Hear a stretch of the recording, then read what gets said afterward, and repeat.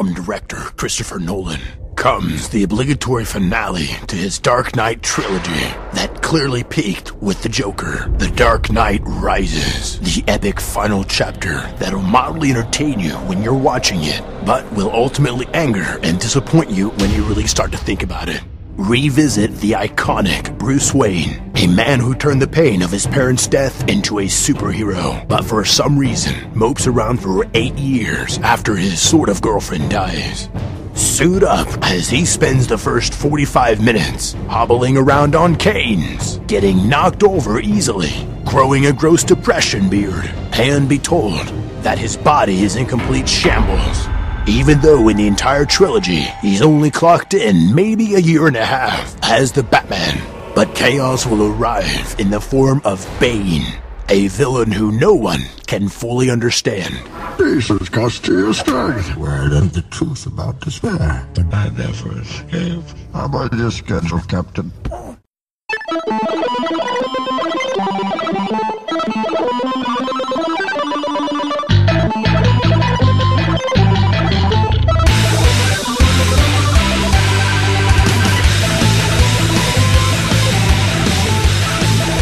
Hello and welcome to another episode of the Rolling 20s. We are the show that just found out that Ant-Man now has a bigger domestic take than Green Lantern does. Take that for whatever you will. I am Jeremy. And I'm V. Remember, you can subscribe to this show and several others in the MSP library at missionstarpodcast.com. You can like us on Facebook, subscribe to us on iTunes and on Stitcher. Follow us on Twitter at the Rolling 20s. You can send us any fan mail, suggestions for the show, or hate mail at mspfreight@yahoo.com.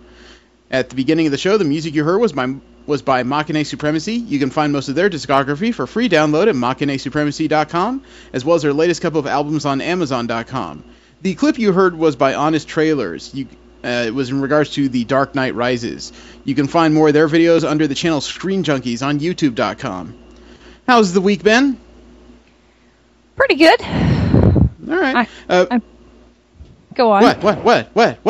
What? I just am telling everybody about my cat tower. Oh, yeah. V has crazy cat lady stories. You've noticed that Steve and Jesse are still offline. They have not sorted out their technical issues yet, so it's me and V doing a full show talking about the TV show Humans this week. Yeah. Tell us about your beginning steps as the cat lady. Well, so we were at PetSmart, and I was just going to get kitty litter, nothing else, but we walked down the aisle with all the cat scratchy things, and I looked longingly, and Brandon was like, "You should get one." And I realized I could afford it. Isn't that how these things always start? No, I'm just here for kitty litter. Ooh, that would look really good in my living room. Yeah, and then I got it.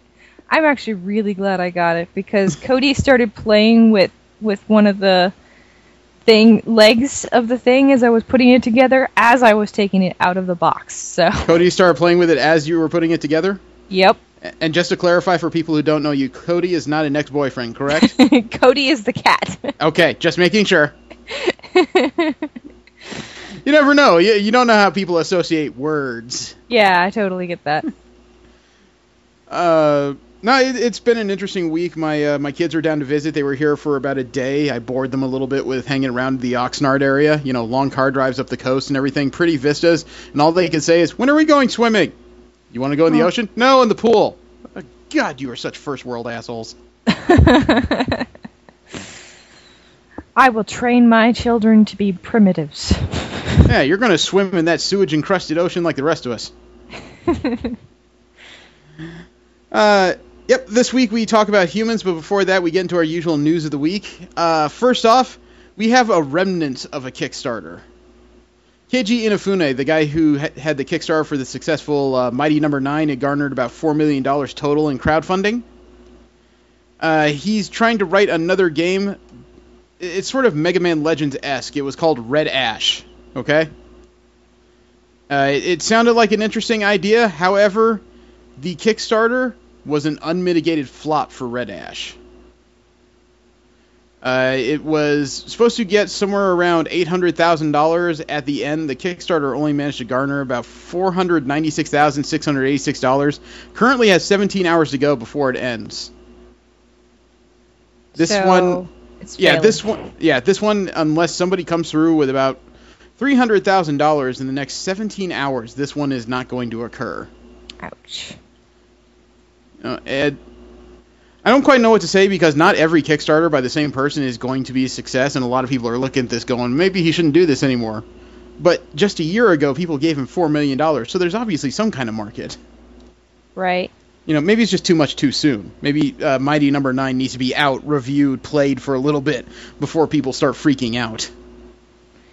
That's probably a good point. It does take word of mouth a little while to travel for some things. So we'll just have to see how it goes later. Further on in video game news, though, in regards to the PlayStation 4 exclusive Street Fighter V, over the last week, a new character has been debuted. A brand new character, actually. According to Kotaku, this character is what it would look like if Khal Drogo and Asura's Wrath had a gay love child. Wait, what? Well, the character's name is Nikali. He has some vicious, gigantic-looking dreadlock-style braids. And he's an interesting-looking character. They actually have a tag video to go with it. Or at least, God, what am I saying? A video trailer, I should say. It's not ugly, but it is interesting. It kind of looks like what would happen if you shaved Blanca and gave him a wig. I sent the video. May contain content inappropriate for children. God, that's like all of Street Fighter lately. There's a gigantic Capcom logo, and there's Mr. Dreads.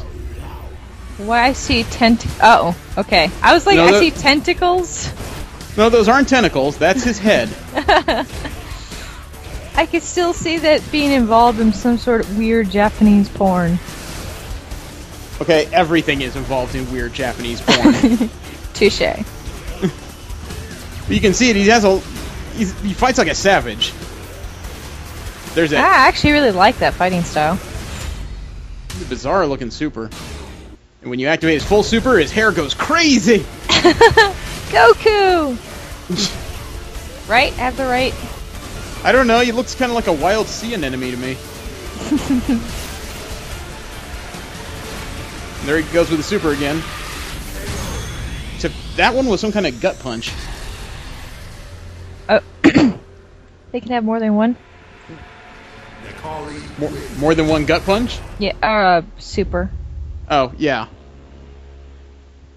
I think most characters in the game have two these days. So, Birdie and Cammy are apparently also on this. Oh, that's not anything new, though. They debuted before we left Comic-Con. Oh, you forgot. I remember that now. Well, the Street Fighter V beta, though, has run into a problem. Not long after it was released, it ran into all kinds of technical glitches. The beta's been taken offline until they're ready to put it back up. That is literally the way they're handling it. According to a very apologetic blog post on Capcom's community site, Capcom has taken down the Street Fighter V beta until it actually works. Well, I guess it's better than just leaving a broken one up. There is a lot of people unfairly bitching, though, about the beta being taken away, and frankly, there's a reason why it's called a beta. You know, the beta is where they shake out the bugs. You guys are playtesting it. They're not obligated to put it up for any specific amount of time. Yeah. So, complaining at them is really fruitless. It has been said, though, that the remake for Final Fantasy VII on PlayStation is going to have some significant changes to it. Oh, yeah?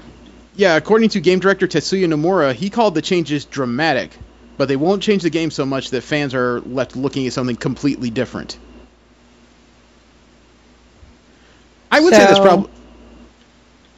It's hard to know what exactly they mean. I was discussing it actually with my wife earlier, and they really have to change this game radically. Some people may say you got to keep it the same, just give it an updated palette swap, but really, does anyone want to play a game that's about 2 decades old? No. You know, and you got to be able to sell this to new gamers. So I would bet a new combat engine's probably coming in the mix there. I doubt the story will change a whole lot, but I'm betting gameplay will change quite a bit. Who knows? Maybe they'll add some extra DLC where Eris actually lives to the end this time. Well, everything is about DLC these days, which I'm actually all for, so... I'm not in degrees. I'd like to know the entire cost of a game. Well, But I would like... My view in DLC is it allows gamers to... Well, it allows companies to spend money on a game and focus on a game, support it long after it has been released. And it also... I like my game improving over time rather than staying the same game it was, but maybe that's just me. That's a fair statement. You know, I know that my concern usually is just counting the dollars, and I hate buying a game and then finding out I got to pay another $20 down the line to actually get the content I was looking for. That's my thing. Yeah, I can understand that. Speaking of content that's wanted, are you a Fallout fan at all? Oh, hell yes. What's up? Well, you know, in recent editions of Fallout, for special editions, they've been remaking live versions of the Pip-Boy, complete with LED screens. Oh, yeah, I do remember hearing about that. Well, Bethesda boss Pete Hines says that they're not making any more. Oh, why not? They've had 2 reorders of it, and believe it or not, the manufacturer they partnered with to make these things does not have time to fit another production run. They are too busy to make another set of these things. What are they busy doing? I don't know. You'd have to ask the manufacturer specifically. They should make time for Fallout. All other things are unimportant. Well, if you want an official Pip-Boy, you'll probably have to check eBay and have about, I'd say probably to the tune of about $600 ready. Yeah, that's probably too much for me, but... Oh, it's not too much for somebody, you can bet that. It was interesting to hear that Project Cars, they are a multi-console game. They've been working on a Wii U version, and the studio has canceled their Wii U port.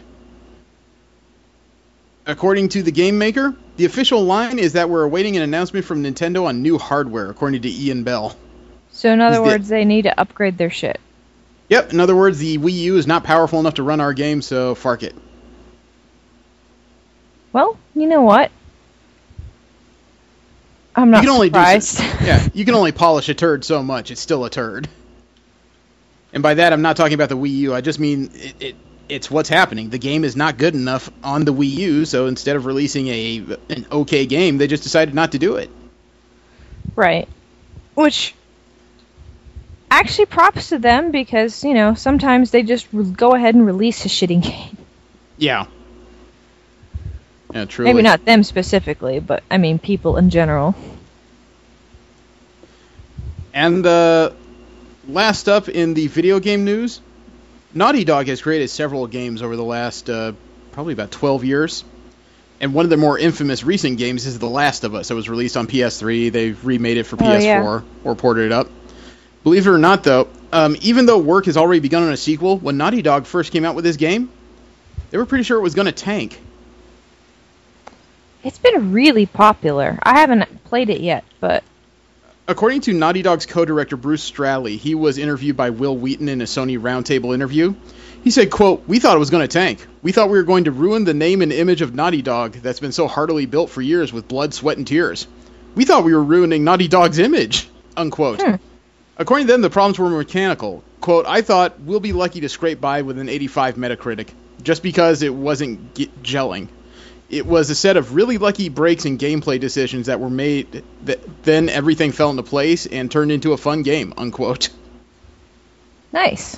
They thought this game was going to be shit, but it turns out they made some last tweaks that I guess really sold the game. Right? It's weird how that works out sometimes. No, this is going to be shit, this is going to be shit, this is going to be shit. Wait, who likes this shit? And then like, oh wait, there we go. It's always the unknowns that just make things work better than you could have hoped. We'll move from there into Marvel Media News, talking about the Marvel properties that are not in the comic book page. In regards to the unknowns, Rachel McAdams is supposedly being cast for an unknown role in the Doctor Strange film. I liked her from, I believe it's the... Yeah, I love that. That was cool. The movies with Robert Downey Jr. and Sherlock Holmes, the Sherlock Holmes movie. Ah, okay. She was in that. Okay. She was the one who played that catty thief, right? Yeah, I think so. Okay. Well, according to McAdams herself, she's in the super early days of talks with Marvel Studios for an unnamed female lead in the Doctor Strange movie. Current speculation is she will play the big screen version of Night Nurse. The Night Nurse is a character. The Night Nurse, as from Daredevil? That was the thing I found out in going through the stories this week. It turns out the character of Claire that Rosario Dawson's been playing is not Night Nurse. Oh. The TV arm of Marvel, or the Netflix arm, was told that the character of Night Nurse was off limits, so they had to create a new character that fit the same role. The official version of Night Nurse will be coming in the Doctor Strange film. Weird, right? Indeed. But going further into Marvel Cinematic, the director of Ant-Man, or I should say the final director of Ant-Man, Peyton Reed, he has a plan for an Ant-Man sequel already, if he gets to make another one. Oh, he will. He said, quote, I'm sure. He said, quote, Marvel laid out their plans at the end of last year that took them into the year 2083. So I don't know where we would work into that, but there's a parallel with directing. If you're a smart director, you have a plan, but you're also smart enough to know if there's a better idea to be had, you can deviate from the plan. I like to think that maybe Marvel thinks that way in terms of their larger universe, unquote. Now, obviously, when he said they were planned out to 2083, he was dicking around. Right. Well, I don't know. Maybe they do have it planned out to 2083, and my son takes over at this point. Fortunately, 2020 is as far as the plan goes right now.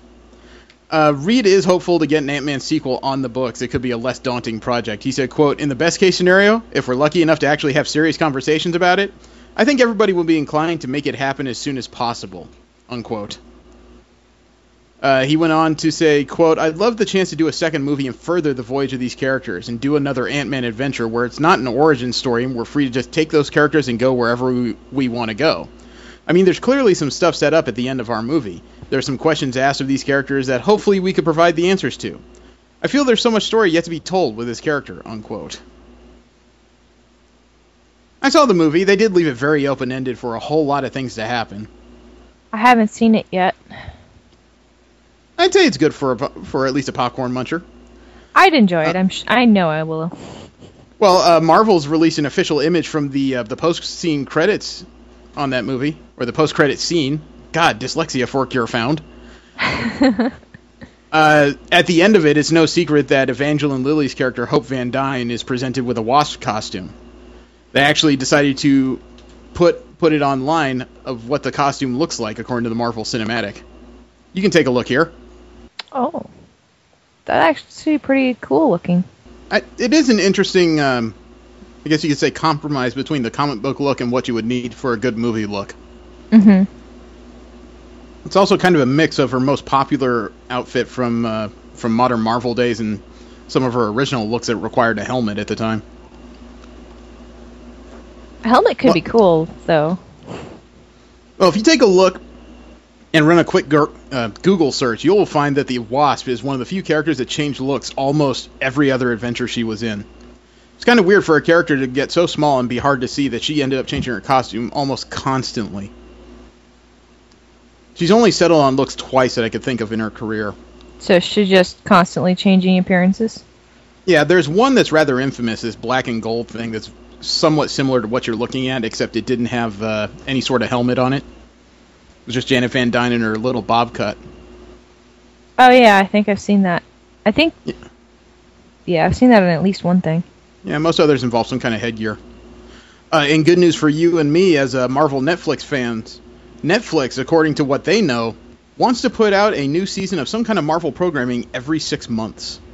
Ooh. According to the Netflix chief content officer, Ted Sarandos, he said, quote, I think ideally there will be a rhythm of about every 6 months you'll get a new season or a new series from the Defenders group. And then they'll cross over into a combined Defenders season once we've launched the first season of each of the 4 characters, unquote. Huh. That's ambitious as hell. I mean, I know Jessica Jones is coming out late this year, but that's just ambitious.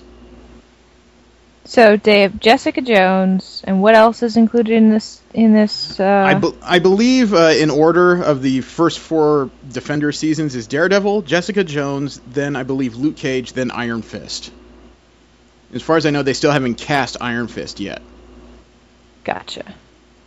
Well, should be interesting at any rate. If it works, it will be. If any one of those seasons falls flat, it's going to be a serious problem trying to get to the Defenders. Yeah. Further on in Marvel TV, though, a new character has been cast in Agents of S.H.I.E.L.D. Oh? Yeah, Constance Zimmer is going to enter Season 3 as the head of a rival intelligence agency butting heads with S.H.I.E.L.D. So, rival as in opposing... I don't know if this is an opposing, terrorist group. I don't know if this is another, government-sanctioned group. I don't know if this is some third-party group. There's no words as to who this... which group this is going up against them, and there isn't even word as to which character she's playing.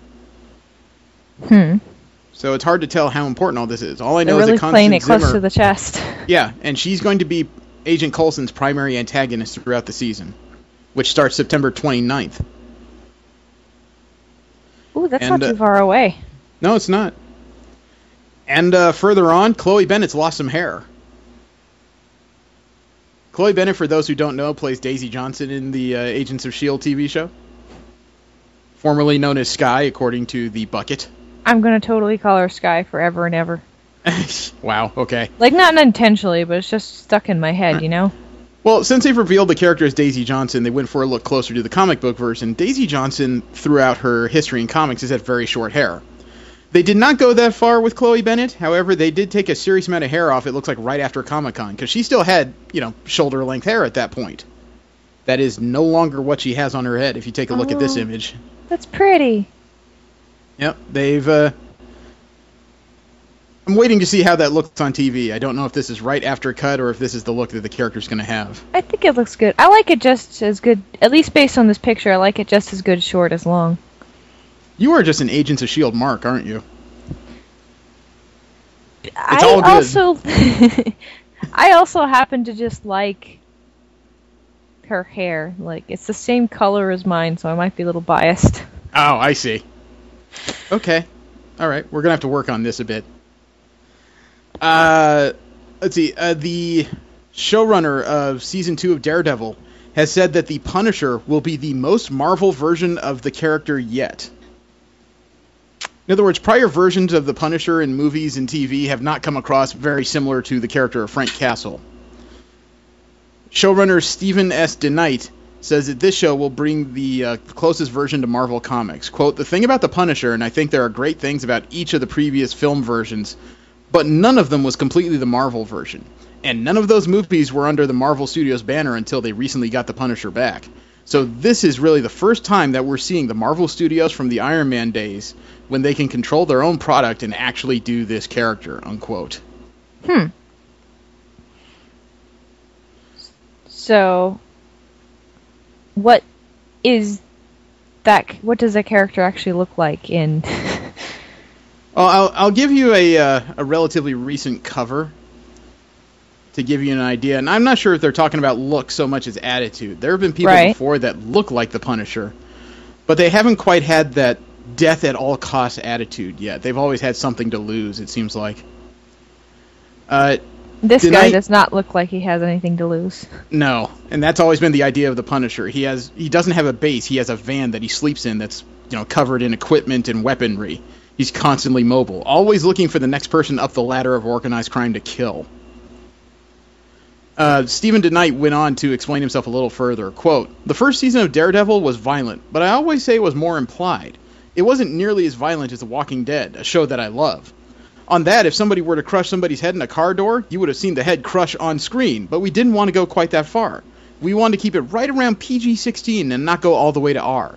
I have no idea if they're planning to push it that far next season, but I wouldn't be surprised. And the Punisher is one of my favorite characters. I've talked to Jeff Loeb ever since I first met him back on Buffy about doing the Punisher. So it was a heartbreak for me to have to leave, but I knew it was in good hands, and I loved everything we started talking about Frank Castle being in that story." Unquote. Well, I'm looking forward to Carnage. yeah. Those were the words I was searching for. Yeah. It's recently been confirmed that Channing Tatum is on board to play Gambit in the new feature film starring that character. My wife is making faces that kind of look like she got a whiff of a Kardashian in the room. There were recent rumors that he was walking away from the project, but those rumors have been debunked. He's officially signed on. And there have been some casting calls that may give hints as to what villains will be in the movie. Most specifically, there was casting for a character that was identified as Lewis. He was called a male of any ethnicity in his 40s to 50s, elegant and intelligent, an appealing entrepreneur with an unexpected dark side. So, who is that? Comic fans who have gone through that trying to compare the character to other characters in Gambit's history thinks that's Gambit's creator, Mr. Sinister. I've heard of Mr. Sinister.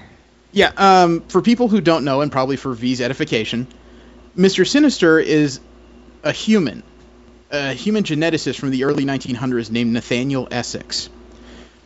In the early 1900s, he was met with some personal tragedies. He was trying to understand the human genome better. And he met a mutant named Ensaba Noor, who's known to most comic fans as Apocalypse. Ooh. Apocalypse decided that he could Even I've use heard this... of Apocalypse. Yes. Apocalypse decided he could use the skills of this geneticist under the... he would enhance his body so that he could live to perfect his craft. He would need some favors in exchange. And what he would do was he would remove Nathaniel Essex's ethics. He would be a completely unethical human being to completely perfect his genetic research. And Essex said yes. Yes, Mr. Sinister was created. Now, Sinister has been around, obviously, since that long, but he hasn't stayed young through some kind of cellular regeneration, or he wasn't given powers that caused him to stay young. He literally sires offspring, and then that red mark on his forehead, that diamond, that is a physical manifestation of the download of his memories. He's living on through his progeny through the years. Huh. That's an interesting... Yeah. And believe it or not, Gambit was one of his progeny. Gambit is the result of one of his experiments in the DNA of Scott Summers. Really? I'm not kidding. Gambit, it's even unknown to the other characters in the X-Men, is an unofficial brother of Cyclops and Havoc. So they don't know about this at all? So none how is of it them do revealed? it. It was revealed in an origin comic I want to say about 8 years ago. It was a side issue to what was called This Is the End of X-Men. It was supposed to be one of the ways the X-Men story could end, which usually involved brutality and a lot of dying. And it was revealed through that yes, Gambit is I guess you could say, modified clone of Cyclops.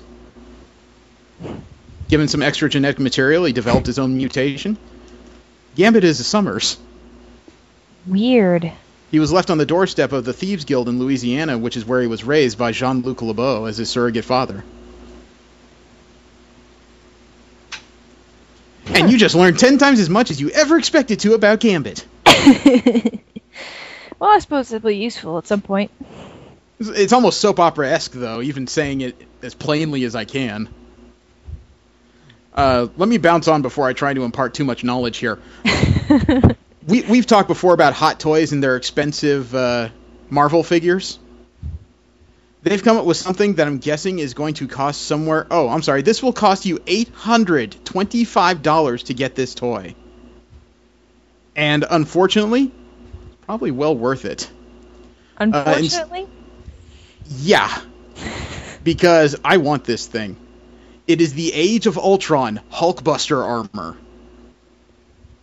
Instead of sending you the image, I just sent you the link because the images speak volumes by themselves. Oh, damn. So how big is it?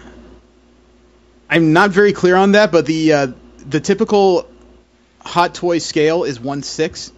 If I had to take a guess, since this thing is taller than the Hulk in the movie, that would put this thing at about 12 feet, so 1/6 scale of that. That would put it probably about 14, 15 inches, I think. Damn.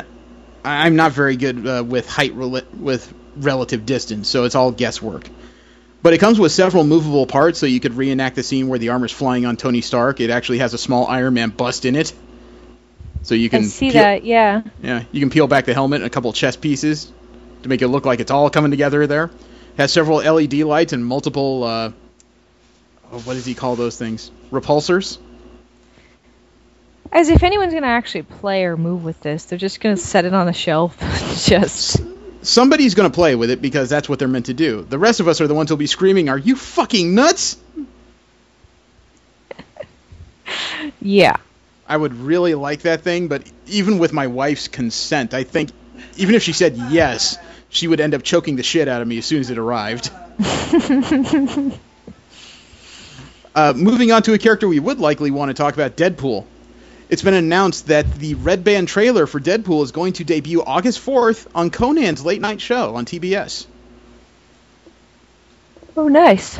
The official trailer, the one that's been leaked out of Comic-Con and summarily slapped down by Fox off YouTube, is going to come out in just, 2 days. Tuesday night on TBS. Conan's late night. Deadpool is debuting. Nice. Deadpool's trailer is debuting, I should say. So people going to that are going to get a special treat.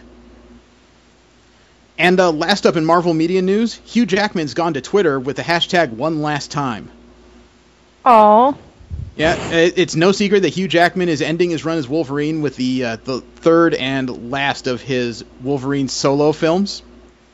I can't remember what the name of it is. I think it's just The Wolverine.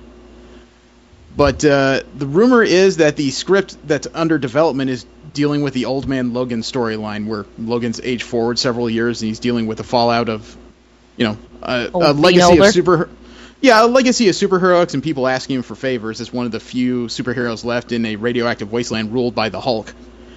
So just based on that description, you know that the Old Man Logan storyline can't get very far under Fox Studios. Yeah. However, when I said Hugh Jackman took to Twitter, he wasn't taking to Twitter to ask people's opinions on that script. He is looking for people to give him suggestions on what kind of story they'd like Wolverine's last ride to be. Oh, that's cool. He said on his Twitter page as of July 29th, quote, "My last time putting on the claws. What do you want to see happen? 50 words or less. I'll read as many as I can," unquote. Nice. So basically the people that got there the first are most likely to be heard on that. I actually responded the day the story came out. Oh, yeah? What'd you say? My suggestion was that I would like to see the debut of X-23 and Wolverine trying to actually teach young mutants, be the teacher he never wanted to be. Sounds like a good idea. Admittedly, that's something that's happened recently in comic books. However, I've seen that comic books and movies can tell the same story very differently, and, it's Hugh fucking Jackman. I mean, come on. You're one of the few males on Earth that me as a hetero guy might actually sleep with.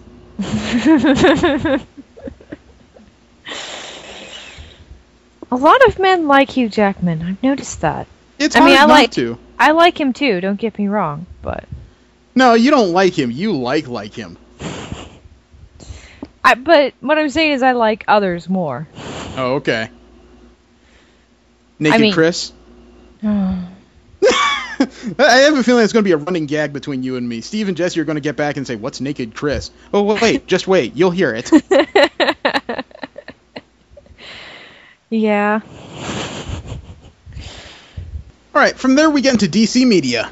We talk about DC's projects that are earned on pages. First up, supposedly, according to IO9, there's some information as to what Batman's role in the Suicide Squad film will be. According to what they understand, and these spoilers come from Empire Magazine and Zack Snyder. First off, Batman is the one who personally captured every single member of the Suicide Squad.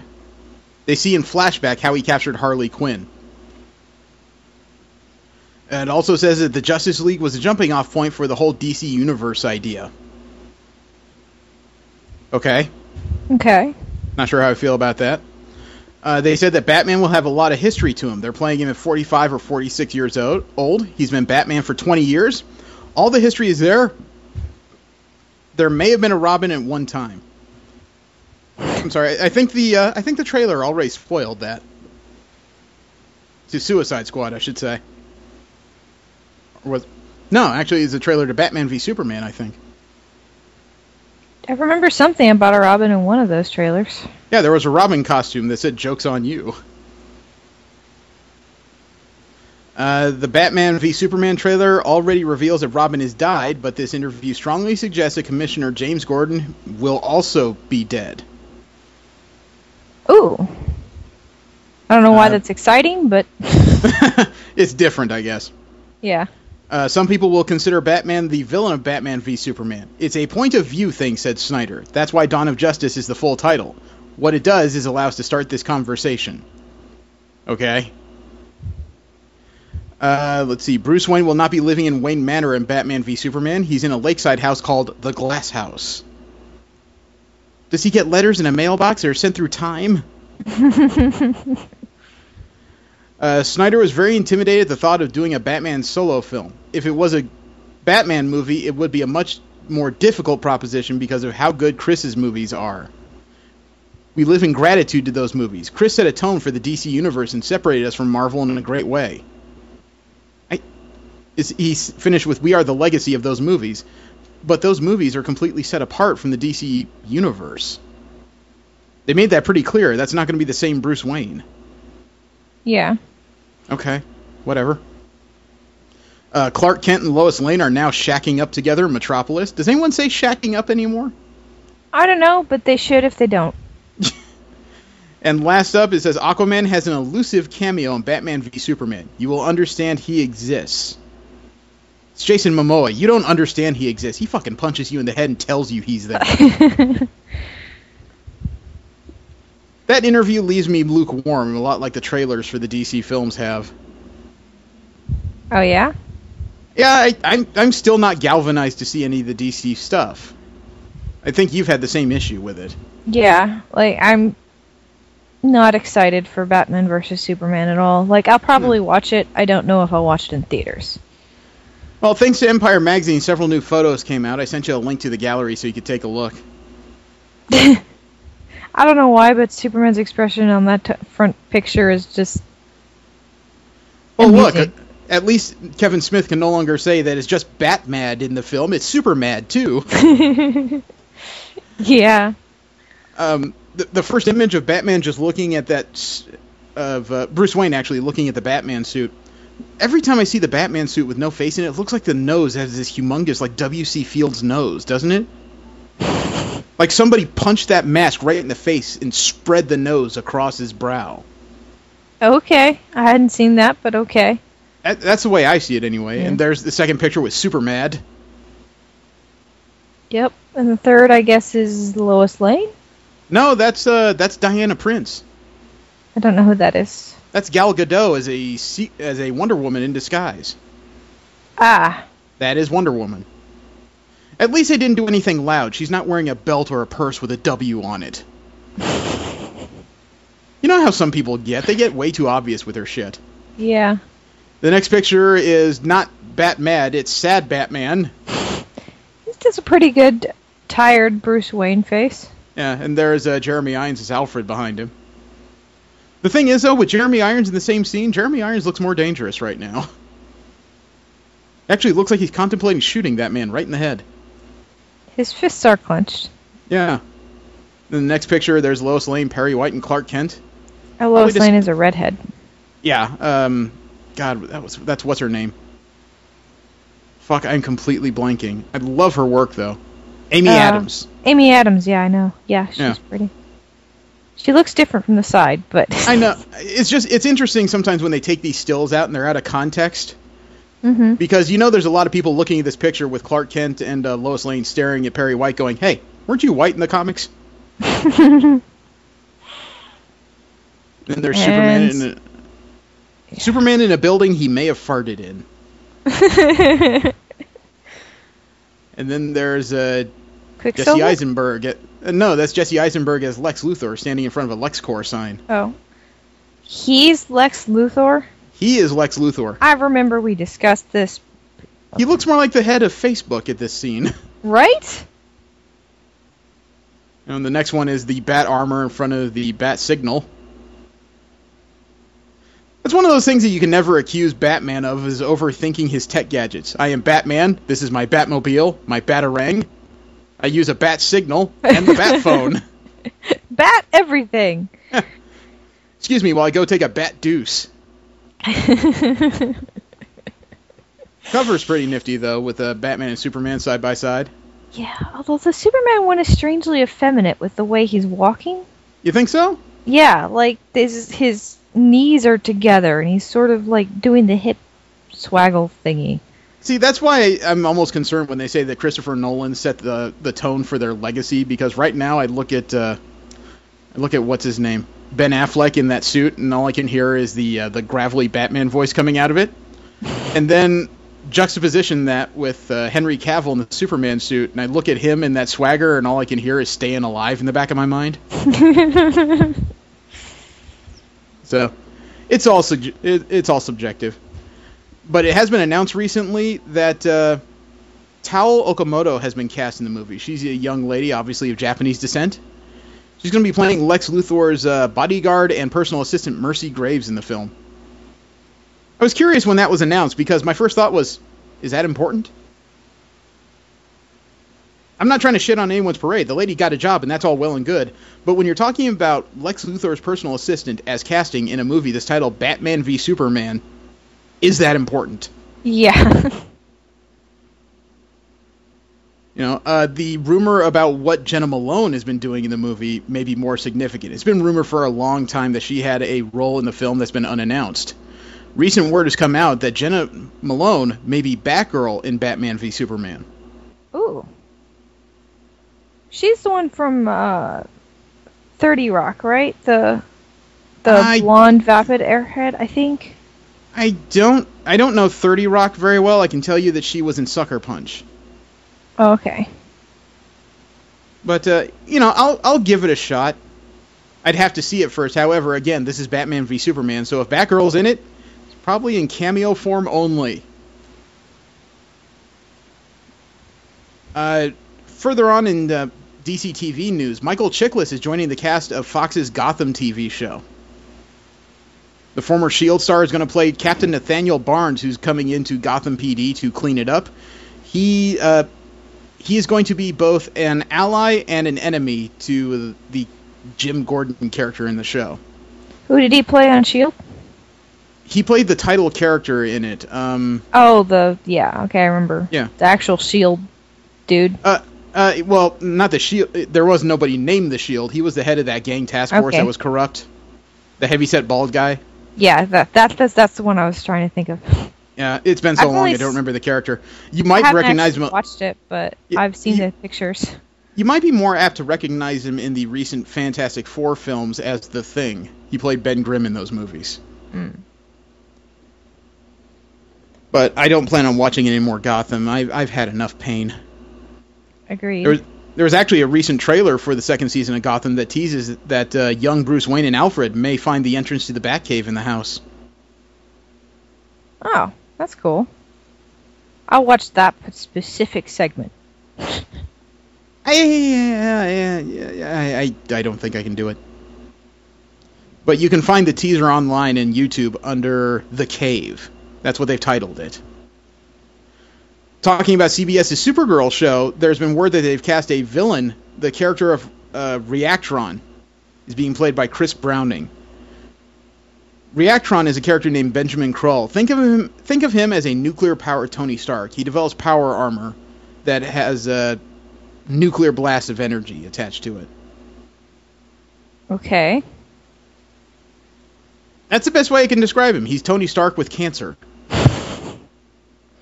Or maybe Tony Stark that gives cancer, depending on how you look at it. There's also word that in the Supergirl casting, they may have cast the character of Lucy Lane. In the comics, that's Lois's little sister who donned a special suit that made her Superwoman in comics.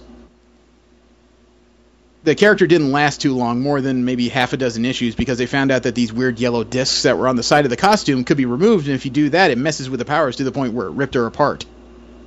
Well, that's not good.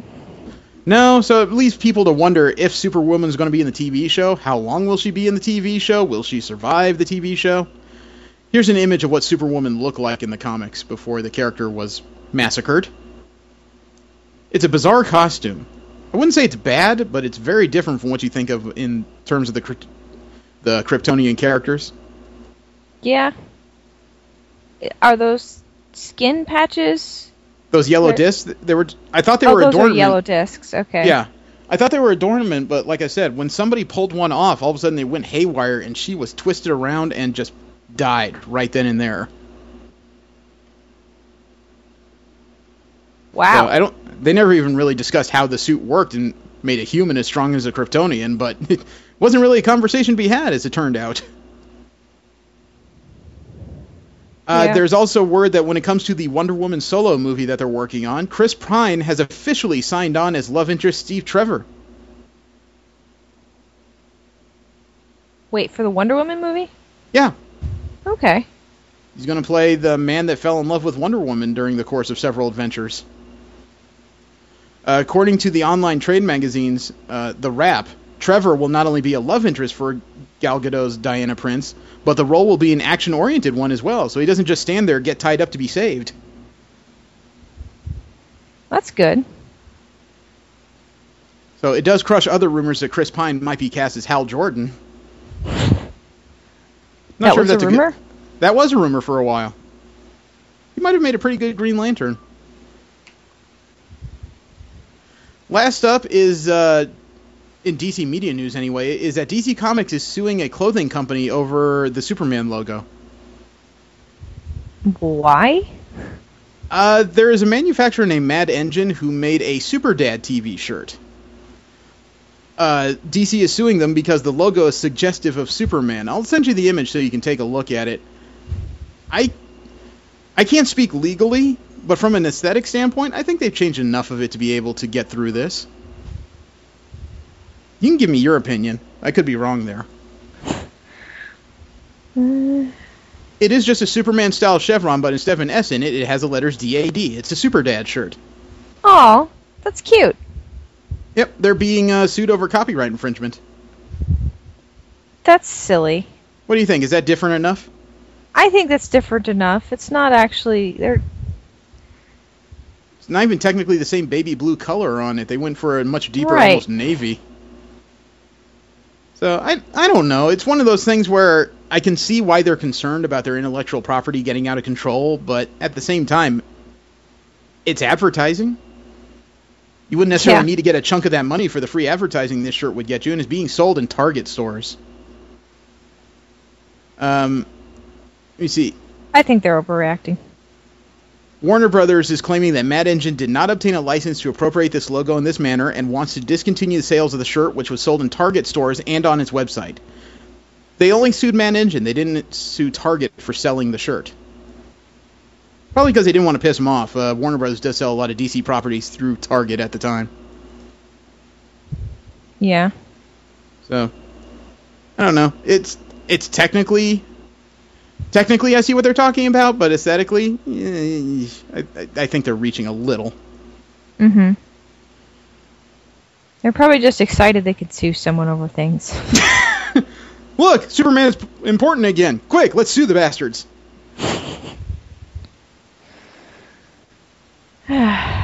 Faster than a speeding injunction. Going into general media news, nerdy properties that have nothing to do with Marvel and DC. It's no secret that several women right now are working on the new Ghostbusters remake. It is not a sequel to the original films in any way that I understand it. It's a new Ghostbusters tale. They're already doing work that's very important. All four of the ladies playing Ghostbusters, Melissa McCarthy, Kristen Wiig, Kate McKinnon, and Leslie Jones, were in full costume and went to a children's hospital in Boston. Aww. They decided to visit with several people and try and brighten their day. I don't know if there was a break in filming. I don't know if they were off filming for a day, but they just decided to do something special for the kids out there. What is it about East Coast hospitals to get all the nifty visits by superheroes? Right? I don't know. Maybe that's where a lot of the really good hospitals are. That's where all the good sick kids are. They went to Floating Hospital for Children at Tufts Medical Center in Boston as of the 1st of August. They were just there. That's a nice gesture, though. Yeah. Especially since the movie's not even out yet. Yeah. There's a PlayStation exclusive called Bloodborne. A lot of people have been playing it lately. I've heard some interesting reviews. I don't have a PS4, so I haven't played it myself, but there's already a $300 statue you could buy for this thing. Oh, damn. That's cool looking. It's detailed. It doesn't look to be articulated at all. So you'd be buying a statue, not like a Hot Toys thing. You can also, if you can wait till February, there will be a special puddle of blood variant, where it's the same thing but just splattered in red, as you can see towards the lower half. That one looks messier. It does. Although, you know what? I do think I like the blood spattered one better. I think I do too. My issue though is it's $300. It's non-articulated, and personally, I haven't played the game, so I don't have much of a connection to this. Yeah. I think it's cool though. It's nifty. Don't misunderstand me. It is very cool. It's just not for me based on what I know currently.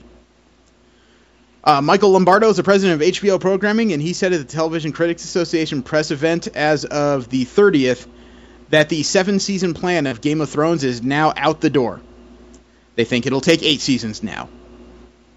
And I bet you once 8 rolls around, they're going to be, okay, it's 9. Probably. His exact quote, the exact quote was, quote, 7 seasons and out was never the case. The question was how much beyond 7 seasons it will go. David Benioff and Dan Weiss are feeling that there are 2 more years after season 6. That's what we're looking at right now. We hope that they would change their mind, but that's how they are feeling right now, unquote. In other words, HBO's going, we don't give a shit, just make us the goddamn money. Yeah. You know, make it as long as you want. We will fund this shit. There is also a rumor in regards to Season 6 of Game of Thrones that it may actually unravel one of the theories right now in the books. Jon Snow's parentage? It doesn't get that far necessarily. Word is that the show was headed earlier this week to Guadalajara, Spain to film at the Castillo de Zarfa. It is a tower-looking structure that sparked rumors because of its similarity in description to the Tower of Joy in Dorne. Ooh. Now, for those who don't know or don't follow Game of Thrones, the Tower of Joy is where King Robert's rebellion, Robert Baratheon, kind of ended up in a little bit of a snafu because that's where Ned Stark's sister Lyanna was found dead. Yeah, so they might get to revealing his parentage. Yeah, there's still no word as to what exact events they could be taping out there or if that's supposed to be the Tower of Joy. But if it is, it would... Lyanna Stark is one of the people that's rumored to be the mother of Jon Snow. I'm excited! It's all guesswork. All we know is they're headed to Spain in a tower to film some shit.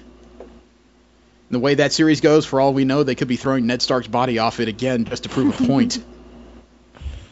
But I do have casting news for Season 6. Oh yeah? I think I saw something about it.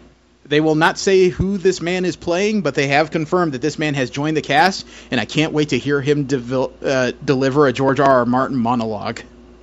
Who is it? Ian McShane. Ian McShane, I know that name. He was in Deadwood for several seasons. He also played Tai Lung in the Kung Fu Panda movie. He was in the most recent Death Race remake. He was Blackbeard in the 4th Pirates of the Caribbean film. Oh, I saw him as that. Okay, we found one. According to Entertainment Weekly, quote, the show's tight-lipped production will not reveal any details about McShane's character, who's coming on board for the most mysterious season yet. Thrones is preparing to dive headlong into narrative territory not yet revealed in author George R.R. Martin's novels. And despite that opening sentence, McShane's character could theoretically appear in Westeros or Essos sometimes somewhere in between, unquote. According to Entertainment Weekly, McShane's role will not give him a lot of airtime, but it is a critical one for the story. I bet you it's a flashback to... You think it's a flashback Targaryen? No, I think he's actually probably playing a young Robert. You think he's young Robert Baratheon? I think he's older than the actor who played him in the first season. Oh, maybe not. I don't know. I can't tell. The picture that Google popped up looked pretty young, but... Okay. Well, I'm going to go through a story that's probably going to make my wife punch me in the back of the head. Okay. In the upcoming season of Doctor Who, they're going to unravel one of the most talked about cameos in the show in recent memory. And And that is? They are going to reveal what exact role Peter Capaldi had in the time locking of Gallifrey from the Name of the Doctor special. Or the Day of the Doctor special, excuse me. Remember the special that starred Matt Smith and David Tennant, where they sent Gallifrey into an alternate time and froze it in that time? Yeah. They're going to explain what Peter Capaldi's Doctor was doing during that segment. Oh, so he was there. Yes, he was there. There was a small cameo where you saw just his eyes only in this weird, intense gaze during the segment where 13 TARDISes are flying around the planet. Apparently, the timeline of the show is going to catch up and reveal what exactly he was doing at that time. Huh. Let's see. According to an interview with Peter Capaldi, quote, "Yes, well, it's really hard right at this moment. I'm here at Comic-Con, but I'm actually in the middle of filming episode 11, which is part of the finale of this season. So I know stuff that is unfolding in episode 11, and I know certain things are happening in episode 12. I haven't read episode 12, so I don't know exactly what's going on there, but to answer your question, you'll have to wait and see," unquote. Was this Peter Capaldi that was saying that, or? Yes. Have you seen the Day of the Doctor special? Yes. Okay, you don't know the cameo that I'm talking about? I mean, I've seen it, but... Well, he only appeared for about a second and a half in the show, and like I said, it was eyes only. Yeah. This was the gaze that he gave that excited people, and I'm sure scared some school kids. Yeah, that's right. I remember this. To have that staring at you, you're not sure if he's coming to save you or just fuck the anus of your planet. Yeah, I remember that. I don't remember it in... Fuck, I guess I have to watch this again, damn it. Well, be patient, it's a 90-minute special. Do you have $398 to spend? Maybe. On what? Are you a big fan of Big Hero 6? I liked the movie. Okay, because for $398 US, you could get a gigantic plushie that would make you, your potential children, or your cats very happy. Check this out. This is a gigantic Baymax plushie you could get for your $398. Oh! It is tremendous. I could sleep on that. Like, as a bed. I couldn't even guess what size this is. I'm sure that's a child in the arms of this thing. But yeah, it looks like it's basically made to lounge on. It's huge. It is indeed huge. It's cute, though, too.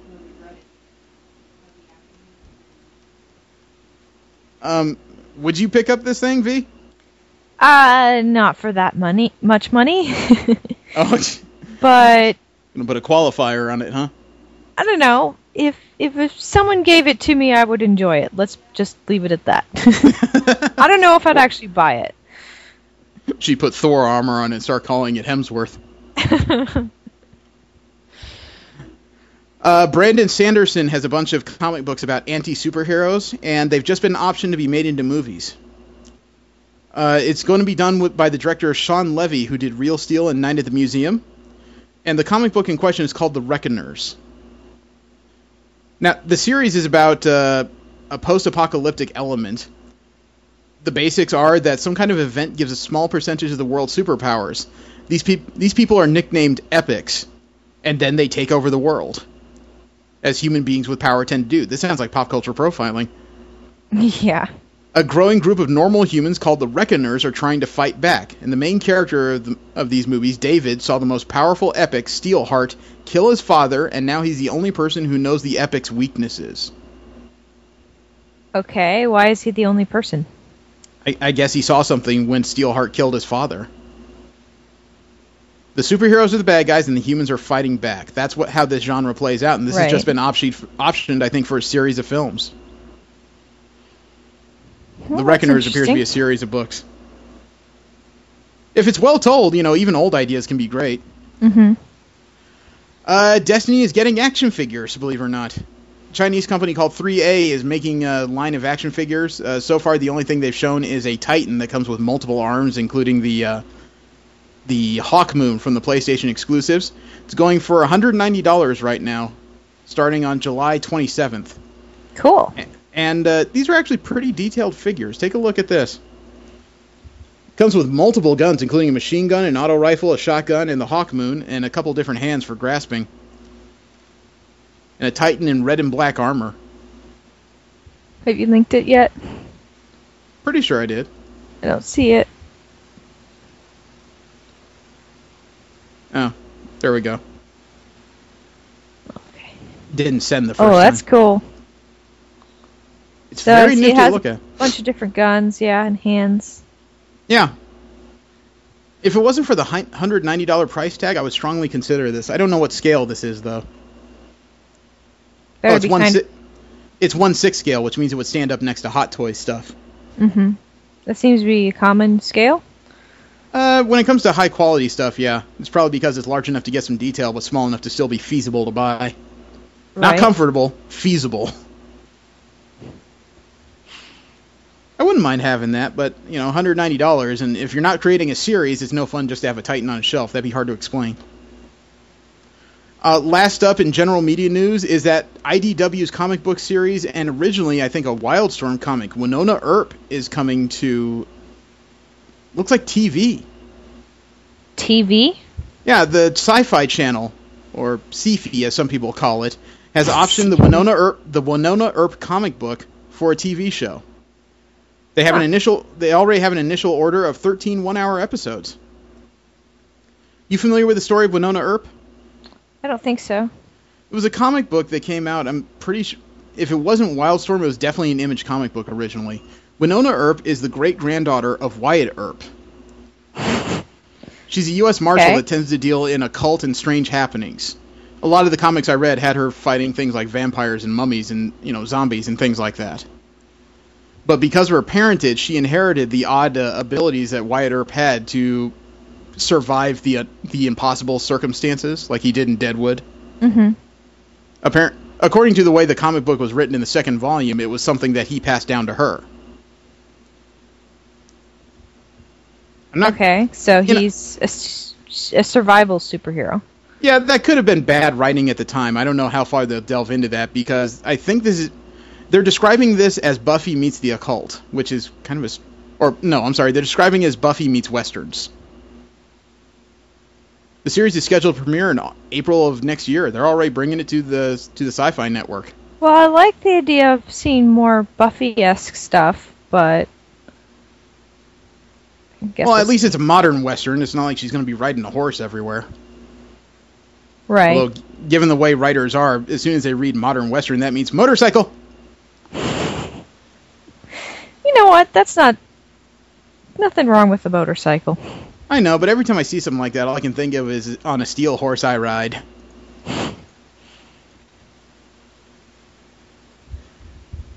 We'll move from there into Marvel comic news. We'll talk about the Marvel properties that do end up in print.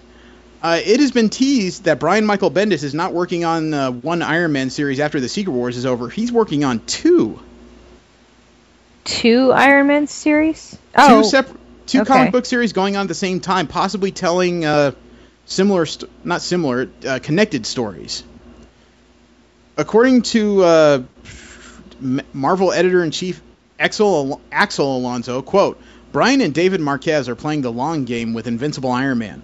When Brian pitched us, he said there was an idea for a sister title that would spin out of the first, germinating in his brain.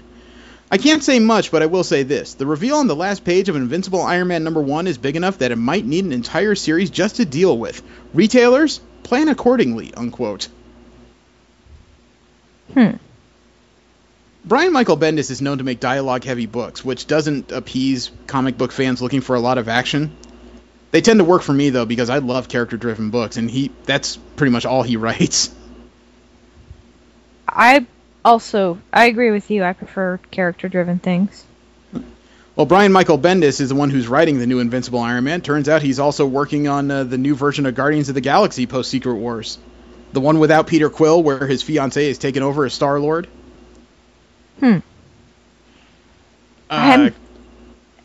Sorry? No, nothing, just picturing a female Star-Lord. Cute. Do you want to see it, or have you already seen it? I'll take a look. Here's a version of it by one of my favorite artists, Art Adams. I think he does incredible work. He was at Comic-Con, actually. He had a booth with a bunch of black and white prints. You can see there that the new leader is Rocket Raccoon, who's got to deal with the new Star Lady, Kitty Pryde, Drax the Destroyer, Agent Venom, The Thing, and Groot. That is cute. According to Bendis, he said, quote, "One of the things we've had a lot of luck with that I enjoy is for people who have seen the movie or the cartoon that the comic book surprises them. It's not exactly like the movie. There are things that are similar and relationships that are similar, but there are also some differences. Our characters are so entrenched in what's going on in the Marvel Universe that they have all kinds of cool relationships that might not get in the movies. Right now we have Star-Lord, Peter Quill, and then when we last left him, his father, who was the Emperor of Peter's other home planet, ended up turning rather villainous. He was ousted as the head of his planet, and the governments of planets came to Peter and offered him to take over as president of the planet. We didn't see what decision he made, but there's obviously a lot of pros and cons," unquote. On the one hand, I rule a planet. On the other hand, I rule a planet. Yeah, I know.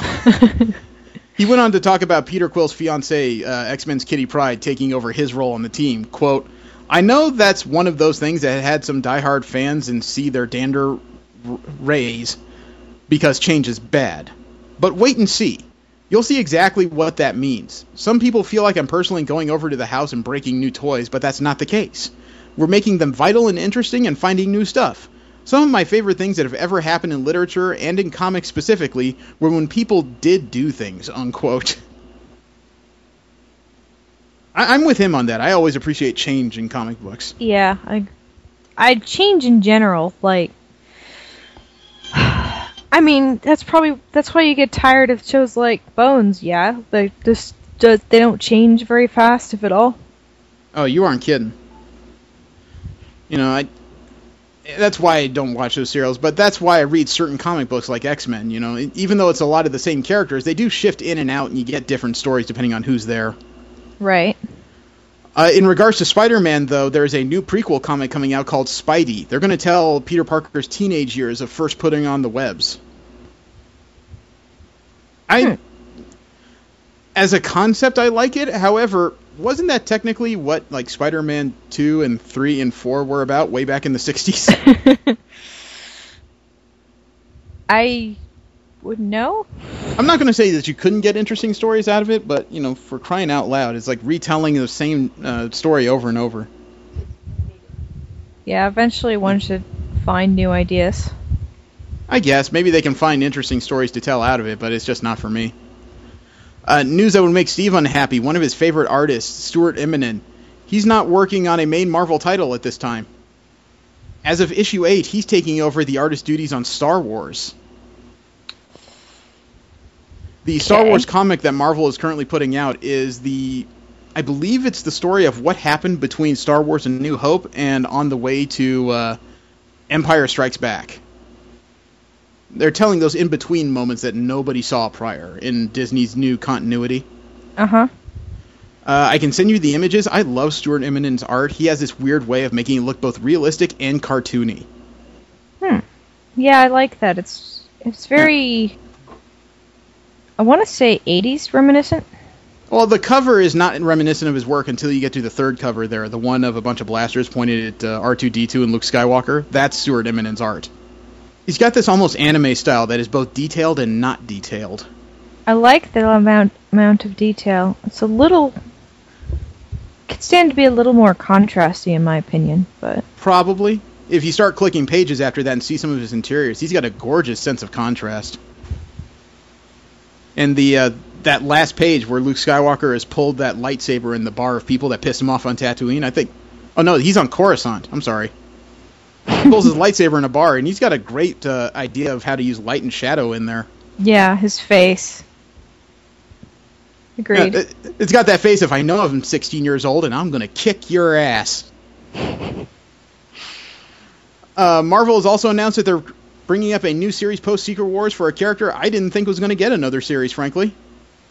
Marvel's version of Hercules is getting an ongoing as of November. Dan Abnett, who's one of the people who helped bring the Guardians of the Galaxies into modern prominence, is looking to reframe the Greek mythological icon as the world's first superhero in this comic book. I think they're going to rehabilitate his image. The last few appearances by Hercules in Marvel Comics, he was kind of a lovable goof. Well, so not like a good character? Or is he not a good character, or? Think of him this way, okay? He was approximately as strong as Thor. Didn't have the special hammer to enhance his strength. No flight, no lightning bolts. He was just a stalwart man and a puncher. And a drunk. And a womanizer.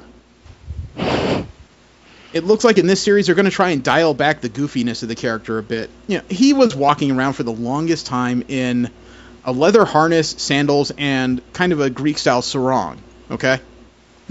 Okay. This latest cover, I think, is a proposed cover for the comic book. He's wearing pants, even. I mean, grant you, he's wearing what looks to be a steel codpiece, too, but they are giving a much more serious tone for the character in this book. Especially with that man-eating club he's got in his hand. Yeah, that definitely looks Herculean. Yeah, let me see if I can actually find a prior version of this, because I want you to get an idea of what he used to look like and the differences. It's probably not going to be hard to pull up, because the prior versions of the character were rather obvious. Oh, actually, came right off the Marvel wiki. Go figure, right? Right. Here, take a look at this, and you'll see some very obvious differences between what he was just a few years ago and what they're rewriting him as. Oh, God. I mean, he looks arrogant. He looks like he's ready to have sex with your woman. His expression is just... Hey, baby. Yeah. Sleazy? Yeah, that's a good way to put it. I'm willing to give it a shot, however, I'm going to miss the goofy Hercules. He made for some good writing. Some good writing or some funny writing? Both. Speaking of which, Secret Wars number 8, I believe it comes out in October. That's when this Marvel event is going to end, and we'll finally get back to the regular Marvel universe. However, Alex Ross did an alternate cover for the comic book, and as it turns out, he slipped Superman into it. How did he do that? It wasn't entirely purposeful. First of all, let me show you the image of the book itself. Because if you just take a look at it, you won't see what I'm talking about. It's a very interesting image that looks like Mr. Fantastic and Doctor Doom are going to fight over the last vestiges of the Marvel Universe. Mm-hmm. And you see a bunch of shattered timelines there, I guess would be the right words for it. Right? Yeah. And it also implies several popular Marvel events. You see the Green Goblin, the Vision, the City of the Inhumans, the birth of one of Reed Richards' children, I think. Looks to be Ant-Man hopping around in there, Bruce Banner in the face of the explosion that turned him into the Hulk. The birth of Thor. You see Phoenix coming out of the water there in her first appearance as a cosmic character. The Celestials, the spider that bit Peter Parker. Just what I can recognize off the top of my head. Obviously, I've said too much. Now, when you go to the left side of the book, go to the far left, just below the center, you see an image of Spider-Man looks to be on the side of a tower, right? Yeah. And you see this weird red streak behind him. Looks like something's moving pretty fast behind him, doesn't it? Mm-hmm. Turns out that Alex Ross did not come up with a bunch of random images. He came up with images from across Marvel's history to create this cover. And believe it or not, this book is part of Marvel history. I sent you the image. It is the Battle of the Century, a $2 book from I don't know when in the 70s of Superman versus the Amazing Spider-Man. Huh. There was a crossover? Marvel and DC have done maybe 3 crossovers in their histories of intercompany stuff. And this was an official comic book where Superman went up against the Amazing Spider-Man.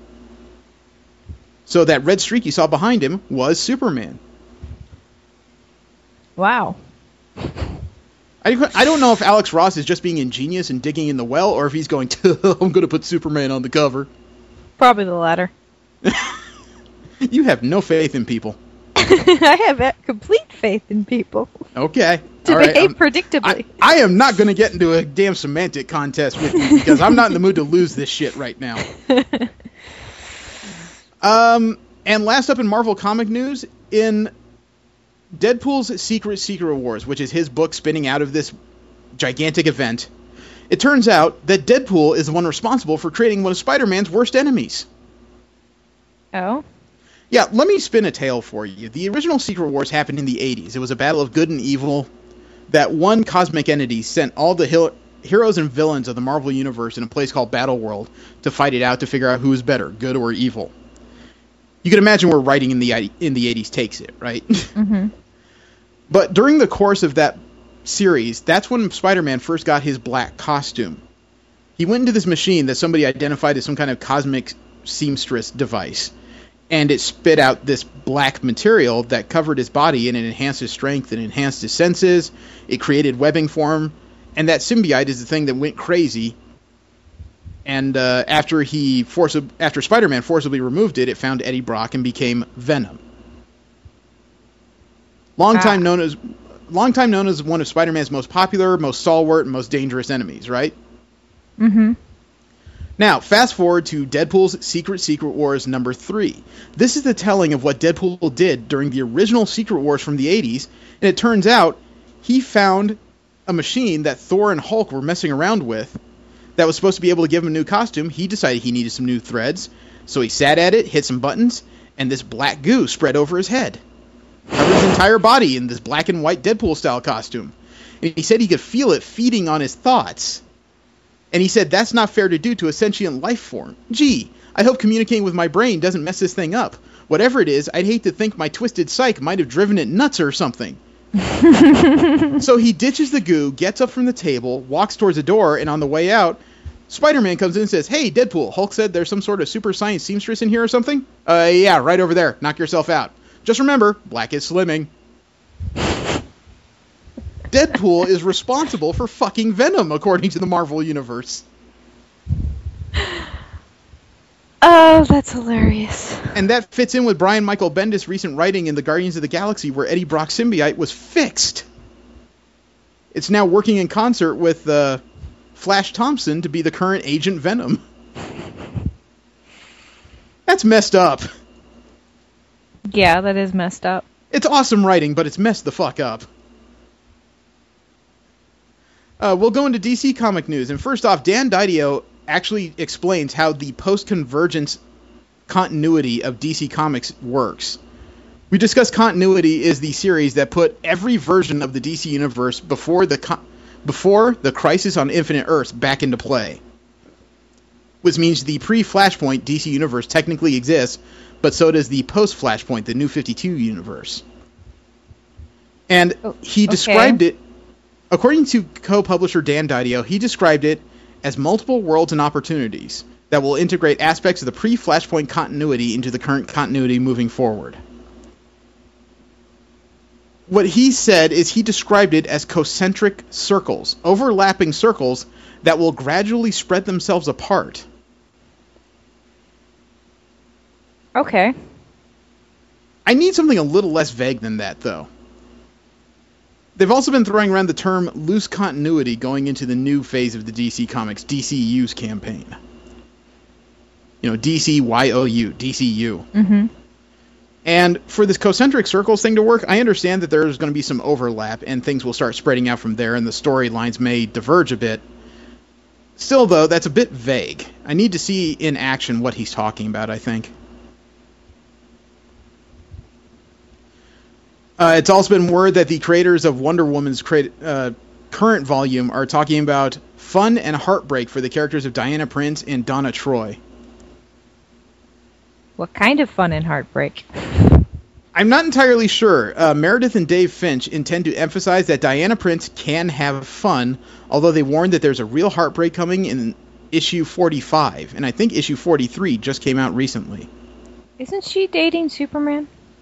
Yes, actually. Maybe that's a heartbreak they're talking about. There's been rumors he's going to break up with her since he's not a Superman right now. Just a, man. A man, yeah. As far as that's what they're talking about, rough on their sex life. Yeah, I'm not sure what role Donna Troy has in the series right now. I know that in current comics she was made to be an enemy to Wonder Woman of some sorts, but I haven't followed it at all.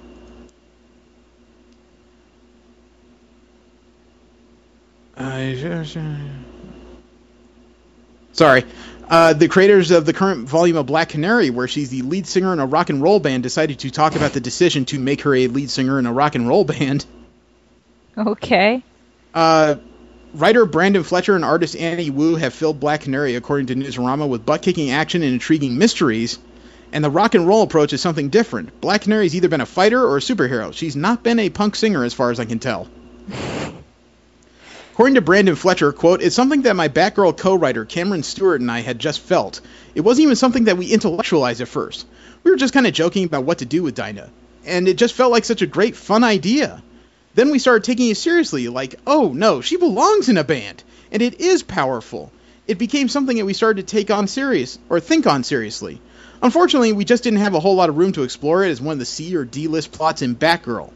But I think it resonated with people. So when it came time to move Dinah out of the book, it was an obvious pitch for me to make, and editorial was totally on board. I feel like we're just getting started, exploring what this means. And certainly sound and the power of sound. I could say more about it, but it's all spoilers. Plays a big part in what's happening in his first arc. You'll see more as we release more issues. You'll see what I mean," unquote. Well, canaries are known for singing, as I recall. Yeah, they're also known for dying in coal mines. But you would think that the Black Canary singing would be dangerous. She's got that sonic scream they call the canary cry that could blow out eardrums and knock people out. Is it a power or a technological device? In The comics version, it's a power. It's right. an internalized power. Where did she get it from? Vocal cords, I imagine? No, I mean, like, what's her origin? I don't know the details well enough. I'm not a big DC nut. I am positive it's biological. Makes sense. DC's also releasing the Bombshells comic. Bombshells is a comic book based on the 1940s restylings of DC superheroines. And so far, in their version, Batwoman is a lady baseball player who at night bashes in people's skulls with a bat. That's creative. I sense apprehension. According to, I think it's Marguerite Bennett, who's currently writing this. Marguerite Bennett's also writing A-Force for Marvel. And she says that women are the headliners. Quote, "It's an alternate history of World War II where women are heroic without any of the constraints that existed during that time. I don't want to see them first have to prove that they're allowed to be heroes. I didn't want to deal with the elements of sexism or segregation. I wanted to move society ahead so that we could already jump over those hurdles. When girls pick up these books, they can see these women being wonderful and living up to their fullest potential without first having to deal with all the societal constraints," unquote. I like the idea of a book that stars a lot of DC's more prominent superheroine. However, the idea of presenting young girls with a book where 1940s men were more evolved, I don't know how to feel about that. Well, I mean, I understand. Men were dicks back in the 1940s to anybody with a vagina. That almost sounds like a pun in and of itself, but I'm not trying, I swear to God. But at the same time, wouldn't that be kind of informative for young women reading this comic book to see what they had to deal with? Yeah. How far we've gotten and how far we have left to go. Feel lucky, rather. Yeah. It's like women superheroes back in the 1940s would have been treated like utter shit if they existed. Great, you lifted a tank off me. Now go make me a sandwich. And last up in DC comic news, they're talking about the recent arc upcoming where they're telling the story of how Lois Lane found out about Superman's origin and told the world about it. They haven't said who the villain is of the storyline, but the current story, as the writer of the book tells, quote, "It's about whether or not information can be controlled and what information means in the context of relationship and friendship," unquote. Okay. So I guess he's talking... Superman is one of those books that could tell an interesting story even though the identity has been revealed to the world. Mm-hmm. Because in the age where people believed that a superhero could have a secret identity and utter secret was the age where, putting on a pair of glasses was a stunning disguise. which just isn't the truth anymore. And when you think in context of the modern world, everybody has a video camera. Everybody has a camera. Information is now shared with the entire globe as soon as you click send tweet. Yeah. You know, it's almost impossible for a superhero to have a secret identity. And for somebody even if Superman had all of his powers still, this would be a hell of a story for him to be ostracized from the rest of the planet because he can't hide anymore. I would be curious to see how that story shakes out, both the reveal and how he deals with it. Well, if he's depowered now that he's revealed, if someone asked him to prove it, would he be able to? Not currently, but his entire identity's been revealed to the world, so it's like biker gangs are going down trying to find him and beat the shit out of him just to say, I killed Superman. And they might be successful. Yeah, that's the danger right now. I saw a couple panels where he got into a hard fight where Superman was enjoying the idea of cutting loose with everything he had, but he was tired of getting hit, and he just kind of noticed, like, after everybody was knocked down, man, my leg hurts. Feels like I got stabbed. Oh, I did get stabbed. Is he not used to being stabbed? Something tells me with his biology, no. So, like I said, I'm curious to read it at least. Although I want a few issues to come out so I can just, get it all together, read it all as one story, and then figure out if I want to continue. Right. If I go piecemeal, I know me. I'll forget. Moving into general comic and convention news, we talk about both news of conventions across the U.S. and the comic books that aren't Marvel and DC related.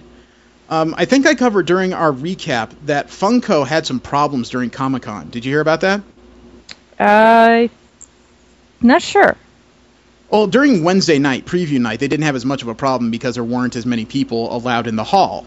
That's Comic-Con's soft opening. Everybody shakes loose what's wrong and then figures out what they got to do for the full opening on Thursday. Turns out Thursday and Friday in the exhibit hall, Funko's booth was in the rear of Hall G towards the corner. And they were having a glut of people show up to try and get exclusives and regular Funkos from their booth. They had tremendous lines that they kept having to cap. And it created a real problem for them. So by Saturday, they developed their own ticket system, and they were going to hand out tickets at the entrance to Hall G. The problem is that Funko did not post anywhere on any website or social media that they had changed the plan.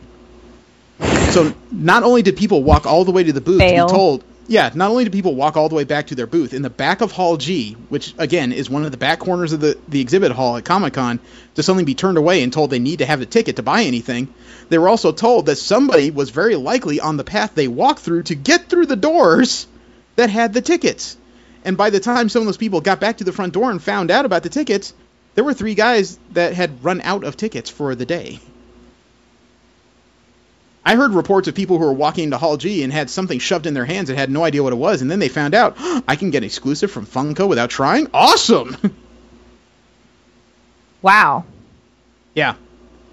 So I seriously hope if they're going to ticket to limit the lines in the booth, I'm all for it. It actually fulfills a pretty good purpose to make things walkable down there. However, if they're going to do this again, I strongly suggest they go through the same ticketing routine that Hasbro, Mattel, and several other people did at the top of the Salus Pavilion. Just to limit this type of problem later. There's a new convention coming into San Jose, California. It's called the Heroes and Villains Fan Fest. And you are going to wish you had time off for this. It's the first year this convention takes place. It's November 21st and 22nd at the San Jose Convention Center. They have not released a hotel information yet, but if it's at that convention center, you can bet the Marriott and the Hilton there will be in play. They're both connected to the building directly. The news that you're going to hate is their guest list. For a first-year convention, they have a stunning guest list. Okay, hit me. Sorry, I'm trying to open the window. It's giving me some trouble. There we go. Okay. Danielle Panabaker, who plays Caitlin Snow on Arrow and The Flash.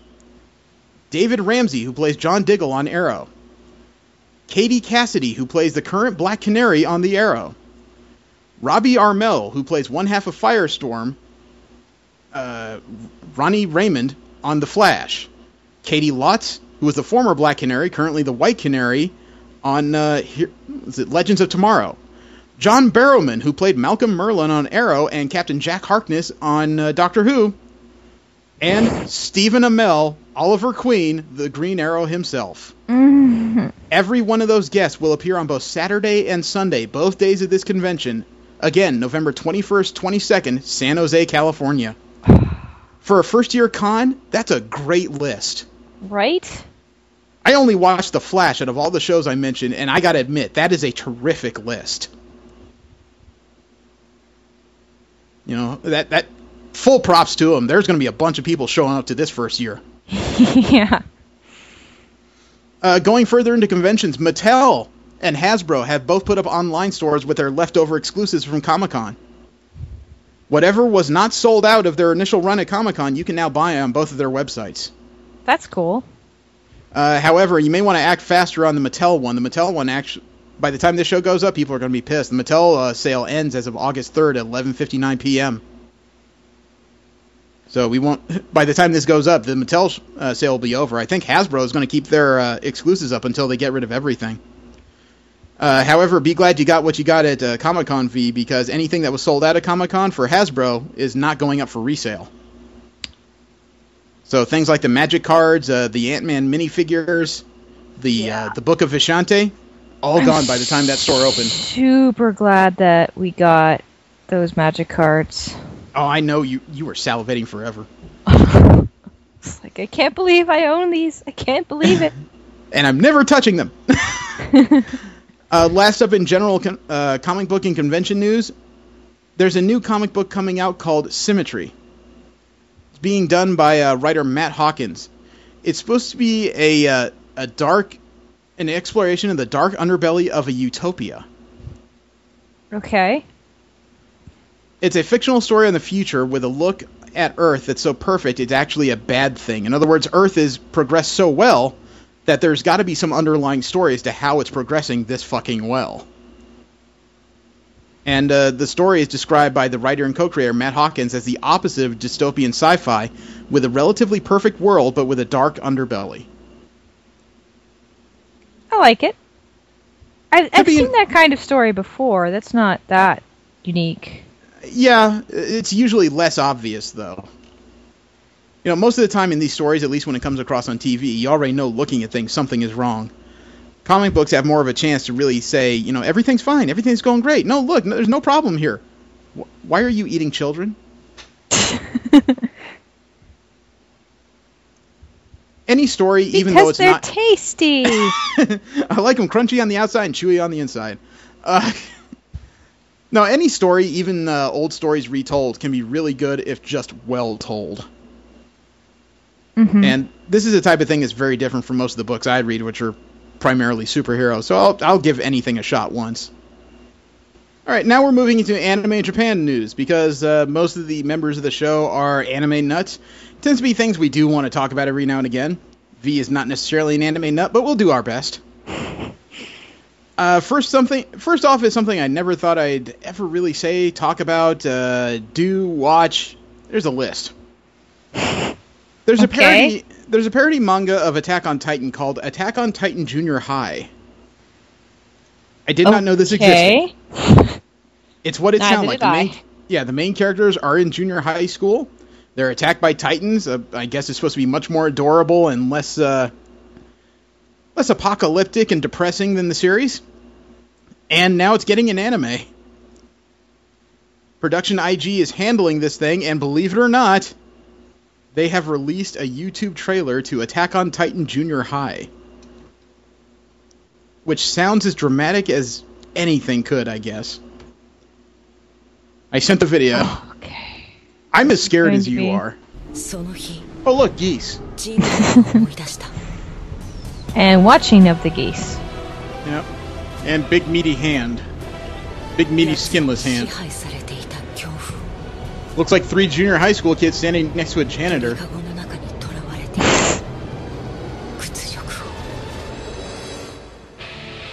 Oh, wow. So yes, the characters of Attack on Titan are now junior high school students. Which age were they before? Roughly high school student age, but there was no high school in their society. It was based on some kind of like Dutch European style rustics lifestyle. Rustics? Yeah, you know, there isn't much by the way of modern technology. What there is seems to go in those pneumatic harnesses they use to fly around and cut the back and necks of Titans. So the fact that there is a formalized high school or a formalized junior high at all is a big change. There's been a character here that looks like she's been constantly eating. I guess that's a trope during the show. You know, for a trailer, it's not really saying much about what the fuck is happening here. Yeah, just some scary dude we're seeing creep up over things a bunch of times. Yeah, and we've seen a bunch of character models, but there's not a lot of context to go with it. And there's somebody jumping at a Titan with a broom, and failure. I'm underwhelmed by this. I really dislike this art. Yeah, it's that super deformed style parody art, but I can't say it's doing anything to make me want to do anything about it. I may watch an episode when it comes out just to see if it's any good, but eh. Japanese telecom companies are having a showdown. A robot showdown. Nippon Telegraph and Telephone is Japan's biggest telephone carrier, and they've announced that they're launching a service that lets a small talking robot interact with other smart objects in your home. The device is going to be called SOTA. The robot will be able to help elderly care facilities at first, beginning next March. One of SOTA's abilities will be when you talk to it and ask it to dim the lights, it will do so. And then it'll take your blood pressure. This is very in relation to what we're going to be talking about later today. The announcement comes at the same time when the owner of Sprint, SoftBank, and one of the main rivals of Nippon Telegraph and Telephone, is talking about its own talking robot, an emotions-reading machine named Pepper, developed by French robotics company Aldebaran. Pepper is on sale as of last month, and the first batch sold out in a minute. Literal minute? Yes, a minute. Wow. SOTA is supposed to be smaller and cheaper than Pepper. It sits on your desk rather than cruising your workplace or apartment like Pepper. SOTA is less than a foot tall, costs around $800 US, while Pepper is 4 feet tall and retails for about $1,600. Even if 4 feet tall, $1,600, I think that's pretty inexpensive. Yeah, actually. NT&T has a separate robot. It's a sheep-like robot called Ohanus. It's a conservant robot. It's designed for kids and forecasts the weather and tells fortunes. Tells fortunes?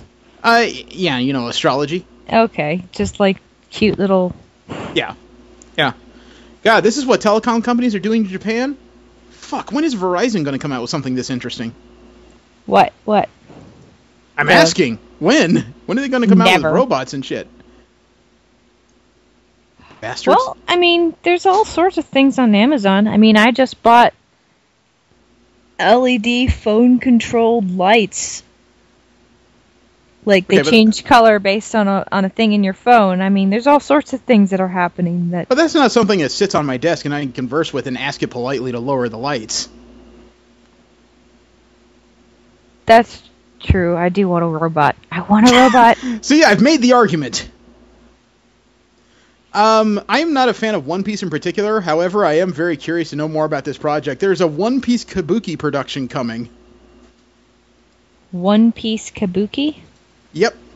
One Piece is, you may have seen it on American TV channels. It is the story of a young man named Monkey D. Luffy who's looking for a legendary legendary treasure by the pirate Gold Roger, who supposedly left his entirety of treasure in one place. Okay. And hence the name One Piece.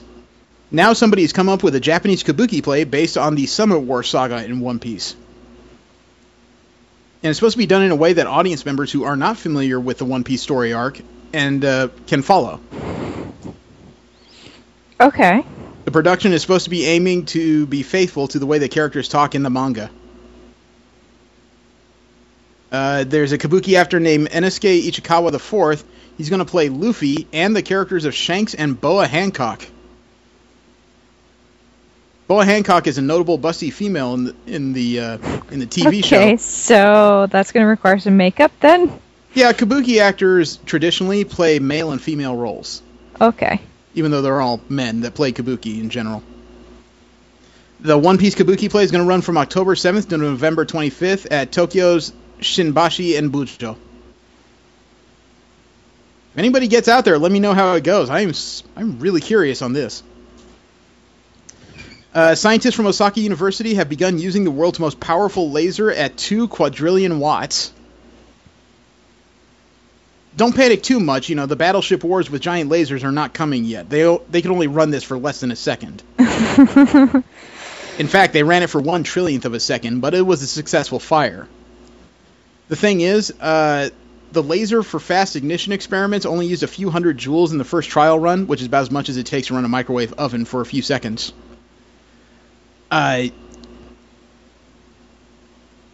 To continuously fire this laser, it would take a pretty good amount of energy to the point where it would suck down the energy for large cities to fire this thing for a longer period of time. But like most scientists, firing a laser at 2 quadrillion watts, now that they've done this, they want to fire something bigger. Of course. Their goal now is to get up to 10 petawatts. Just not going to be happy till they Yeah, they're just not going to be happy till they shoot that Death Star down in the first try.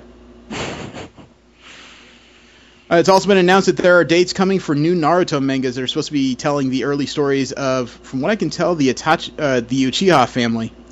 It's going to be titled Itachi Shinden, The True Legend of Itachi, in 2 parts. This will be released as of September 4th of this year, and I guess the second volume comes out in October on an unnamed date. Okay. I know, you're not a Naruto fan, doesn't mean much to you, but it is significant news. Yeah, I know Naruto is, like, a big thing. Oh, yeah. Now, there's a new brand of cafe coming out in Japan called Kawaii Monster Cafe, or Cute Monster Cafe. Okay. What's different about it? Now, most cafes, when they talk about cute, the girls that are working them tend to dress up as cat girls, maids, something that'll attract the eye. In this case, they're dressing up as cute monster girls of some sort. And I'm not quite sure what they mean by monster. I can send you a link to a few of the images here. The place has been described as an absolute freak show in Japan. There you go. This place is going to be opened as of August 1st in Shinjuku. And it's being done by an artist known as Matsuda Sebastian. He's been known for his tendency to use a multitude of flashy colors. It's also been called gaudy. It is very gaudy. It is that. It's not a place I want to frequent because while the girls are dressed in relatively dark clothes, if what they're standing in front of, that bizarre cake, is indicative of the decor in the place, I'd be way too distracted to be relaxed. It does seem a little weird, to say the least. Yeah, and that last image of what the food looks like, it's not appetizing. At least not to me, anyway. And I'm a guy that still eats candy at my age. Is that supposed to be spaghetti on that plate? I don't know. I can't discern the food items. It looks like a bunch of rubber bands. It looks like a kid's pile of rubber bands. I don't think it's rubber bands, but... I really hope not. I've eaten unusual things. I think I could draw a couple lines there. But when it comes to Japanese services that would be useful in this country, this is a good one. Now, there's a company doing what's called layer support. Layer is Japanese slang for cosplayer. According to the service site, the service can handle tough makeup stains and freshening up outfits that are sometimes worn for long stretches outside. They actually created a service, or a cleaning company did, specifically to clean cosplayer outfits. The pricing for the base service to clean a costume is about 5,000 yen, roughly $60. Or I'm sorry, the basic course is 4,000 yen, or about $32, for an outfit with up to 5 individual pieces. And then from there, as you can imagine, the services would go up, or they can do specialty cleaning of individual items. That's pretty smart. Once your costume is clean... I'm sorry? Nothing. No, what? What was it? I just didn't think about cosplay as needing a dedicated cleaning service, but it makes sense. Well, because costume is usually handmade items, some of it is bejeweled in ways that most clothiers don't think of.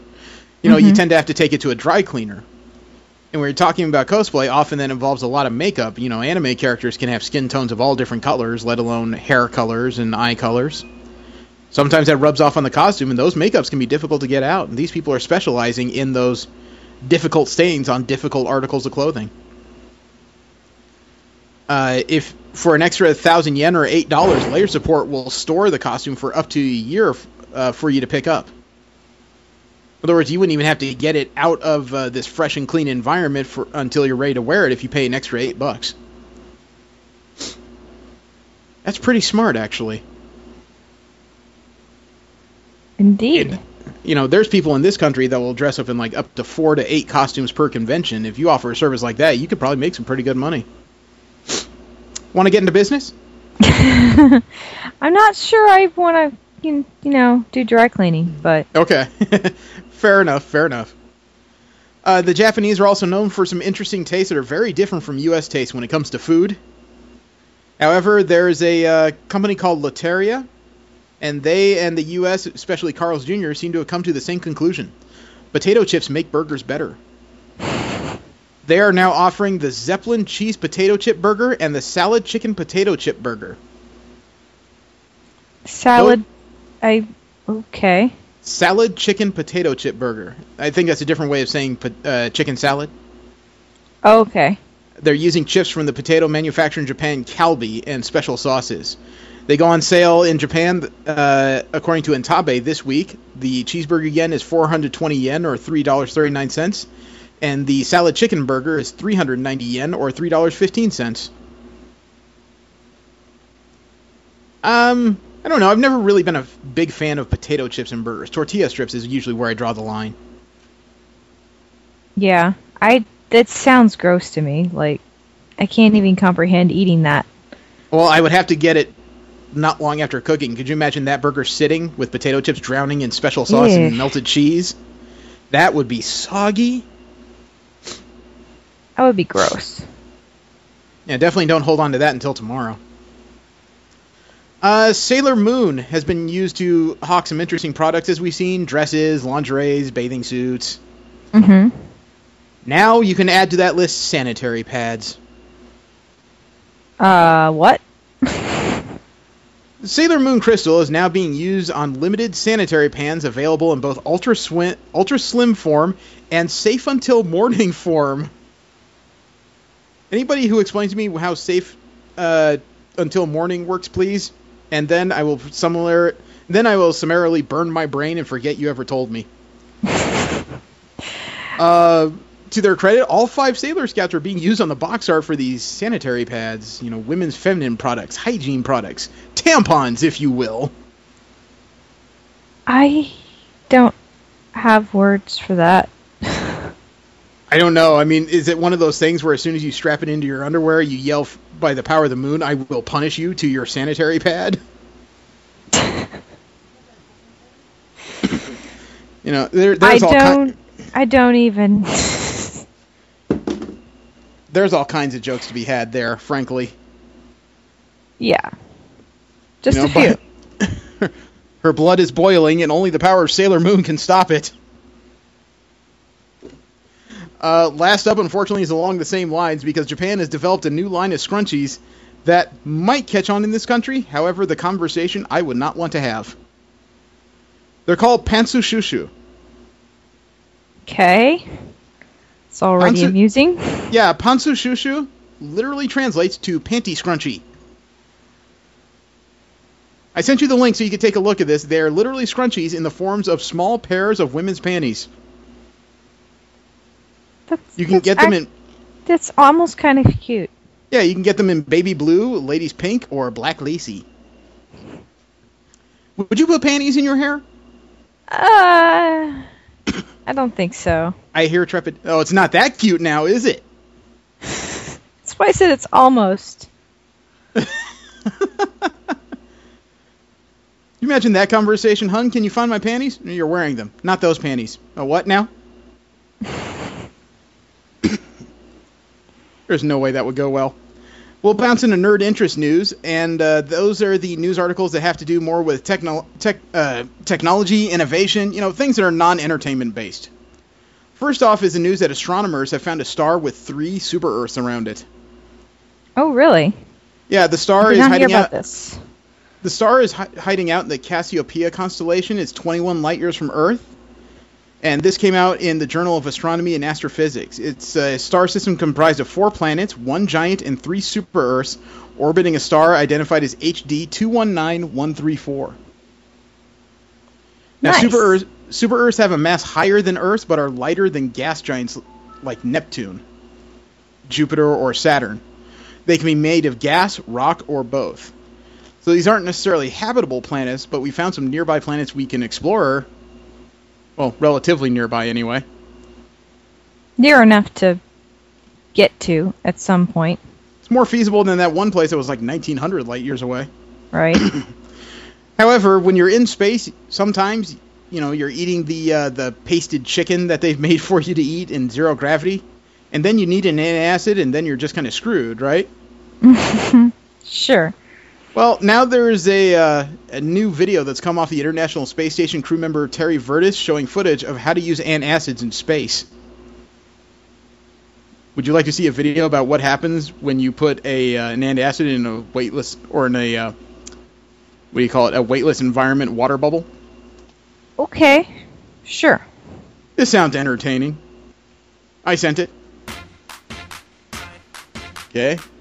Oh, and he just shoves the antacid right in the bubble. That's actually kind of awesome to look at.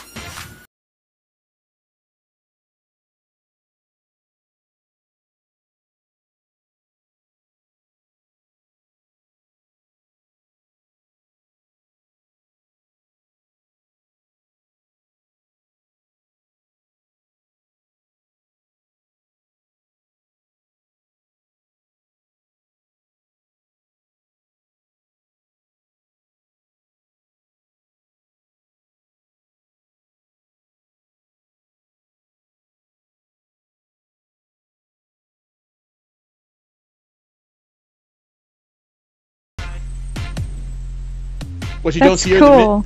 it's really nifty to look at, but what you don't see are the miniature X-Wings and TIE fighters flying around it trying to blow it up.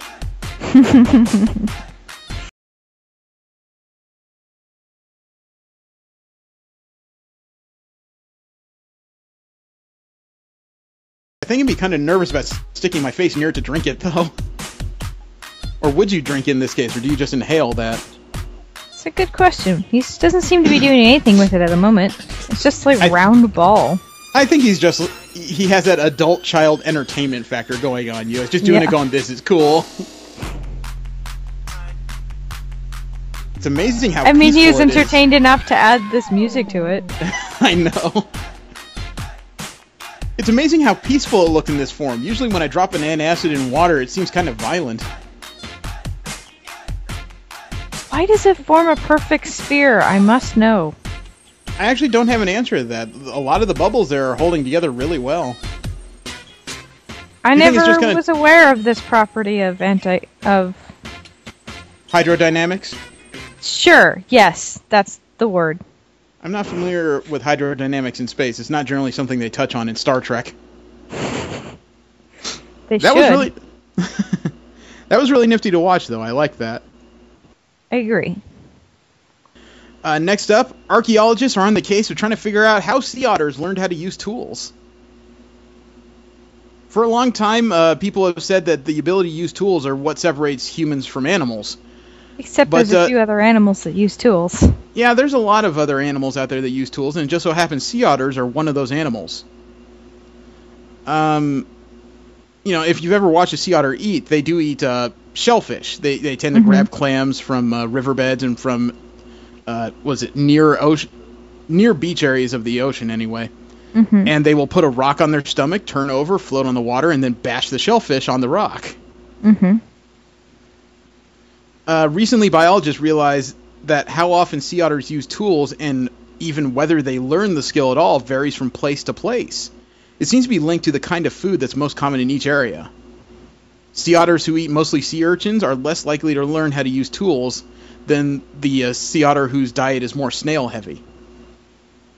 In other words, the otter's ability to use tools is regional instead of just biological. Huh. That's interesting. The other thing they found is that knowledge on how to use tools spreads quickly among sea otter populations. Like when one animal learns a new method on eating food, like eating a type of fish new to the area, within weeks or months, other otters have learned the same behavior. So they're teaching us. They're either able to teach each other or they just observe. Right. According to archaeologists, what that points to is that the otter's ability to use the tools isn't just a simple instinct. In other words, one of them is smart enough to go, hey, if I hit this on the rock, it opens, and then a couple others look at that and go, let me try that. And it just spreads like wildfire. It spreads like thoughts on the internet. Not always useful, but it hits everywhere. In that case, it's a super good idea. Now, if I ever go to Utah, I have to go by Zion National Park. It has some interesting natural phenomena in it that makes for very interesting pictures. Have you ever seen? I've heard about this vaguely. I don't remember, but I remember it being pretty. Well, thankfully, IO9 showed a few pictures of what Zion National Park looks like. They also call it the subway to the underworld. This looks like something that could be found on frickin' Pandora. It is gorgeous. Pandora? Yeah, the planet from Avatar.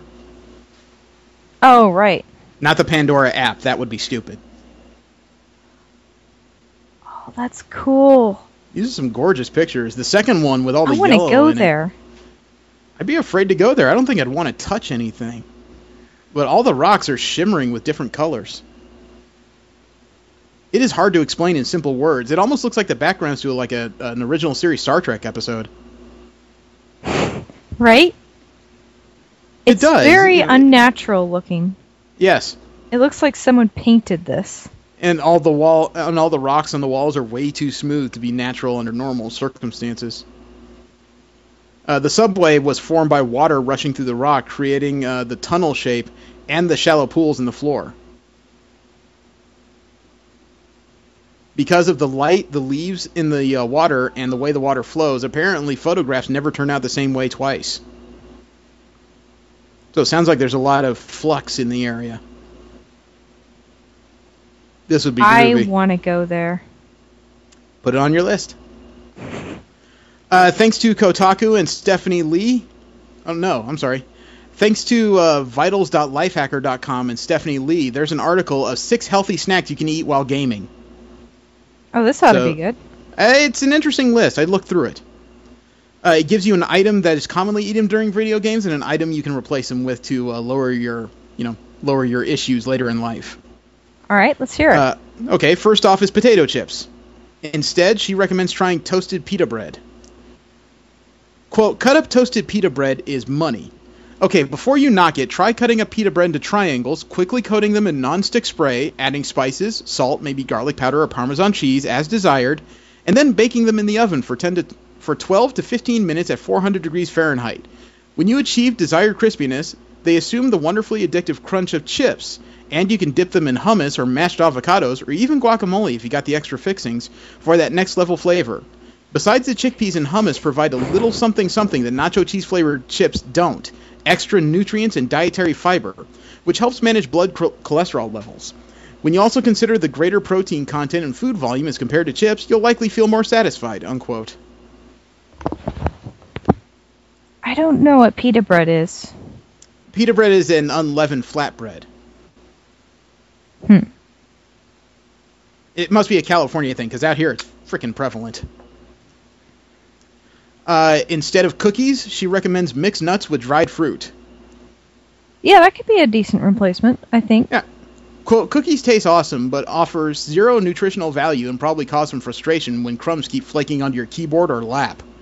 Opt for mixed nuts with dried fruits like figs, raisins, or even dark chocolate chunks to get that sweet and savory combo. The nuts emulate the slight crunch of cookies, unless you prefer softer textures, and contain similar micronutrient profile, albeit with mono and polyunsaturated fats. While most nuts, insert joke here, appear to promote health, researchers at Tufts University found that walnuts especially can have beneficial effects on brain function and memory due to their higher amounts of omega-3 fatty acids. And hey, maybe those walnuts will help you remember where that dumb camper was, unquote. Now, this next one, it's a little bit extreme on what it replaces, but I'm curious to try this just on the description. Instead of Sour Patch Kids candy, try frozen grapes. That's really, really specific. Isn't it?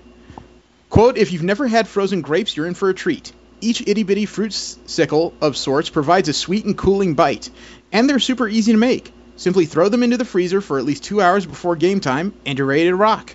Whether you like green, red, or the black variety, all grapes are delicious and high in antioxidants. If you're feeding for that tartness, green grapes offer that lip-puckering zing. Put simply, grapes are a more nutritious and damn tasty alternative to Sour Patch Kids by far, unquote. Are Sour Patch Kids like a thing?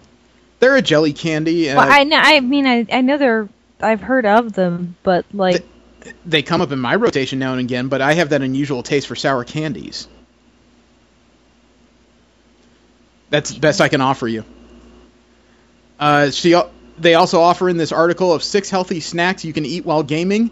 Instead of nachos, try string cheese and beef jerky. Quote, gooey fake cheese smothered atop tortilla chips is nacho best bet. Ha! For a mess-free snack in gaming session anyway. String cheese and beef jerky are less of a hassle and provide plenty of satisfying protein to keep you feeling full longer and help you power through clutch situations. If you go the extra mile, you can slightly melt the cheese on a piece of jerky to make the combination a lot more high protein, like nachos. Or, I'm sorry, a lot more high protein... wow. A lot more like high protein nachos. There are lots of good lean jerky options. I've even seen ostrich, turkey, buffalo, and salmon out there. Although I'd probably skip the Slim Jim because it's ridiculously high fat protein ratio and questionable protein sources, unquote. Yeah, I can't recommend Slim Jims if you're worried about anything. Instead of Hot Pockets, she recommends hard-boiled eggs. Quote, based on really strong anecdotal evidence, Hot Pockets have caused many burnt tongues due to its molten hot filling. Or is that just me? For a satisfying snack that can still be eaten with one hand, try hard-boiled eggs. Although eggs get a bad rap for being associated with an increased risk for heart disease, eggs are generally healthy as long as you are healthy. Research results from this study in diabetes care, however, caution those with metabolic disorders such as type 2 diabetes to be a bit more wary. For the most part, healthy individuals needn't worry about the dietary cholesterol in egg yolks because there's plenty of evidence to point to the cholesterol benefits from eating eggs. So eat the whole egg, including the yolk. The yolk contains a ton of vitamins and choline, an essential nutrient in the production of acetylcholine, a neurotransmitter involved in memory and overall brain function. Simply boil many at a time and spend a couple of minutes peeling them to have these at the ready. You can spice up the flavor by adding your favorite seasonings, a dash of salt, a little pepper, smoked paprika, or even a bit of ramen seasoning, or dunking them in marinara, or my personal favorite, sriracha sauce. The beauty is that they are as versatile as they are economical in calories when compared to a Hot Pocket, unquote. That was a lot to say. Damn. And last up on this list, instead of pizza rolls, try sushi. Quote, part of the appeal of pizza rolls is that you can eat them with one hand, right? Well, you can also eat sushi with one hand. What a coincidence. They're even similar in shape. Japanese cuisine may not be for everyone, but for the adventurous type, sushi is a clear winner, especially if you dig salmon rolls. Salmon contains high levels of omega-3 fatty acids and I'm going to butcher this, eicosapentaenoic acid, or EPA, and docosahexaenoic acid. DHA has been shown to help motor skills and even cognition-related conditions like ADHD and depression, probably due to the effect of omega-3 fats on neurotransmitters such as serotonin and dopamine that regulate mood. Not a fan of salmon or raw fish? There are always cooked sushi rolls. Sushi comes in more types, flavors, and styles than the typical frozen pizza rolls ever could. Explore the menu of the local takeout sushi joint and see what tickles your palate and would keep you well if you were to leave it out during intense marathon gaming sessions. Unquote.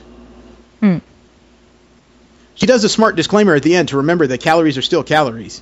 You can eat too much of good food, too. That's a good reminder.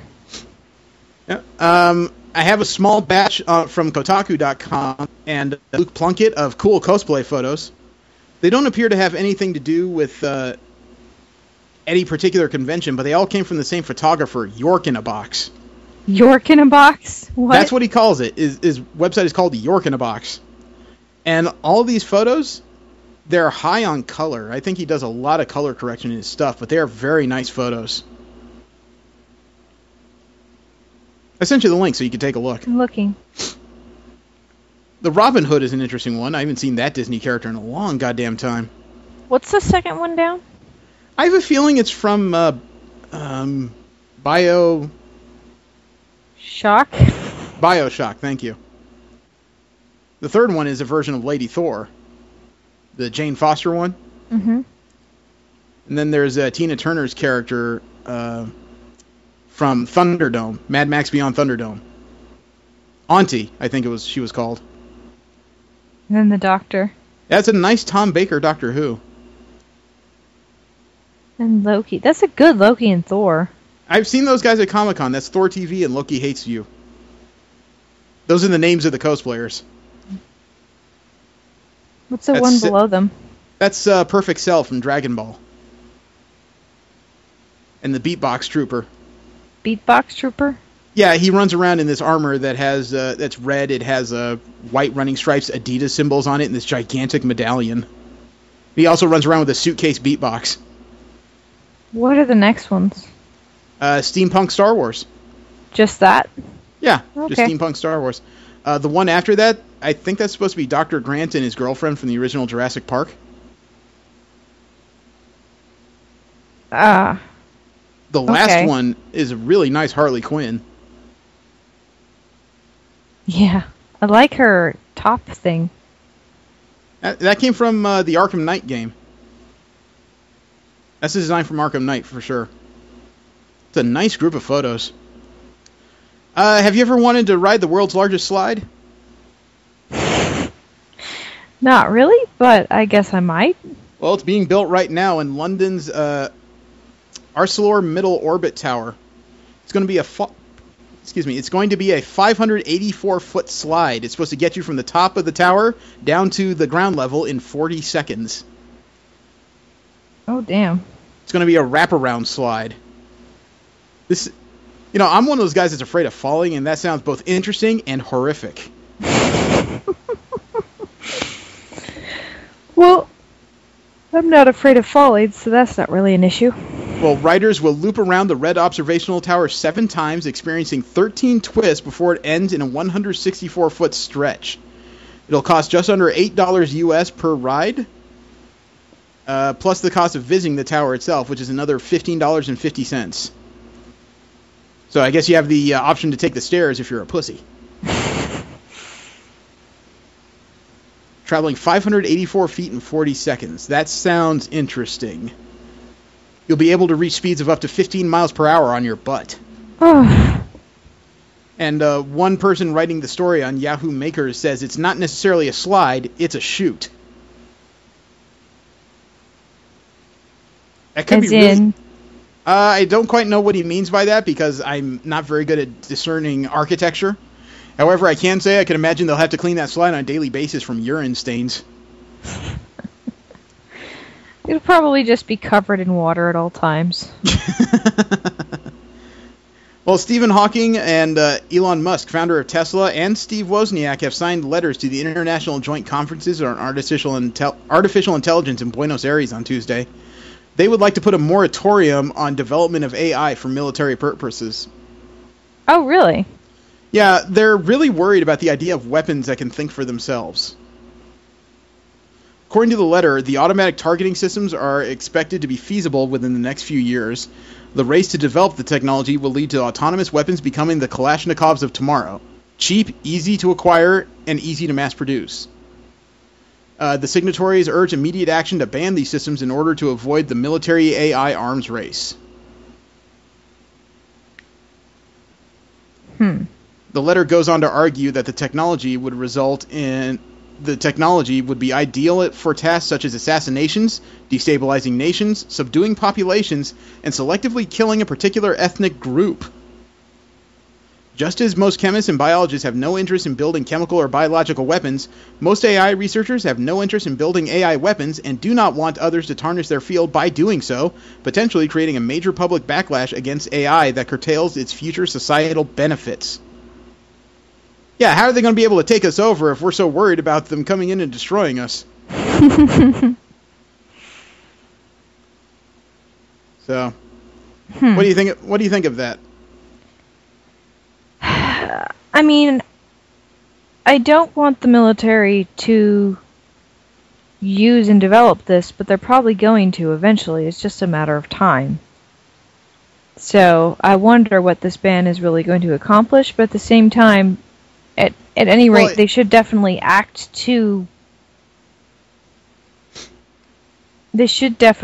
against it, because they're right. Otherwise, their reputation might get sullied. Well, the problem is it's a letter proposing a ban. You know, the parties and countries themselves have to uptake a ban, but a ban would be almost impossible of that nature unless it's universal. That's true. The unfortunate fact is, if you can develop autonomous weapons, that means that the cost of militaries would plummet in both human and dollar senses. And then you have the ability for soldiers to be not just effective on a battlefield, but suicidal, and all you got to worry about is the cost it would take to just build another one. Might be able to have a smaller standing army, actually. Yeah, it's still a scary prospect, though. Last up in nerd interest news, there was a Canadian experiment that did not go well in the U.S. Have you heard of the Hitchbot? I've not. Okay, 2 Canadian researchers decided to run a trust experiment in Canada. They built a robot that was designed to hitchhike, a limited form robot, I should say, that hitchhiked from the eastern side of Canada to the western side in 26 days. I mean, it's about the size of a 10-year-old child. It has a head that has several, I guess you could say, limited tablets in it. It has a minor AI that can respond to some questions. And it had tape signs on it that just say, I'm headed to British Columbia. And 26 days was all it took for Canadians to allow this thing in their cars, charge it by way of a cigarette lighter charger in the cars, and send it on its way from end to end to the country. 26 days for hitchhiking about 4,000 miles is not bad, really. Right. Especially since this thing can't talk on its own. Well, because it was successful, the Canadian researchers decided to replicate the experiment in the U.S. They put Hitchbot back together, taped on a sign that said San Francisco or bust, and put it in Massachusetts. 2 weeks later, the experiment has come to an end because apparently in Philadelphia it was mugged, murdered, dismembered, and possibly raped. Oh. There's actually pictures of it with its arms ripped off, it's on its side, its head with all the tablets is missing. This did not go well. It made it from Massachusetts, according to its trail, through Rhode Island, Connecticut, New York. It made it to Philadelphia, and somewhere in Philadelphia, shit went bad. I think that's just proof there's something wrong with our country, or at least Philadelphia. Well, it definitely proves something bad in Philly. The last people known to have picked up Hitchbot, believe it or not, were video bloggers from a station called BF versus GF, or Boyfriend versus Girlfriend. There's actually a video on YouTube of where they picked it up. They're the last ones known to have had this thing. Wouldn't it figure it's a couple video bloggers who jacked everything up? I heard about Hitchbot on Kevin Smith's podcast, Smodcast. He talked about it a couple times, and the fact that in the first 2 days, I think the first 4 days of his journey, it had not left Massachusetts. In fact, some Germans picked it up, took it to the harbor, and gave it a boat ride. So it ended up going backwards in the first few days of its journey. Germans, like from Germany? Yeah, German tourists were the first ones to pick it up. Doesn't it figure the first ones to give this thing a ride in the U.S. weren't even American citizens? Yeah. Just a bunch of Germans going, look, the Americans do strange things with robots. Let's take it for a ride. If I had seen it, I would have given it a ride.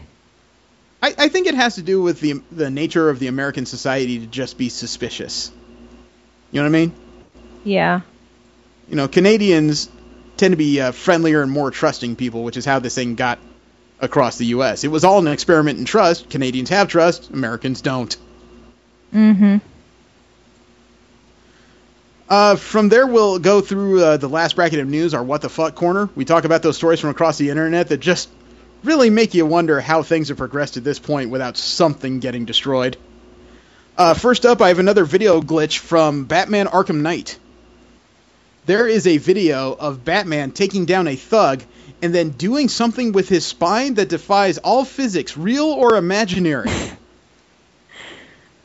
That's ought to be good. Oh, it's a Batman glitch, so you know it's going to be good. And Ready. I did send the video. There you see Batman beating up some thugs. There's only a couple left. He's down to the last two. See that last one there in the window? Mm-hmm. Watch this. He goes in for the final move. Big cinematic. And elongated. Look at his legs twisted up in the window. His spine should not be doing that. Batman beat the shit out of alien. Batman beat the shit out of Mr. Fantastic.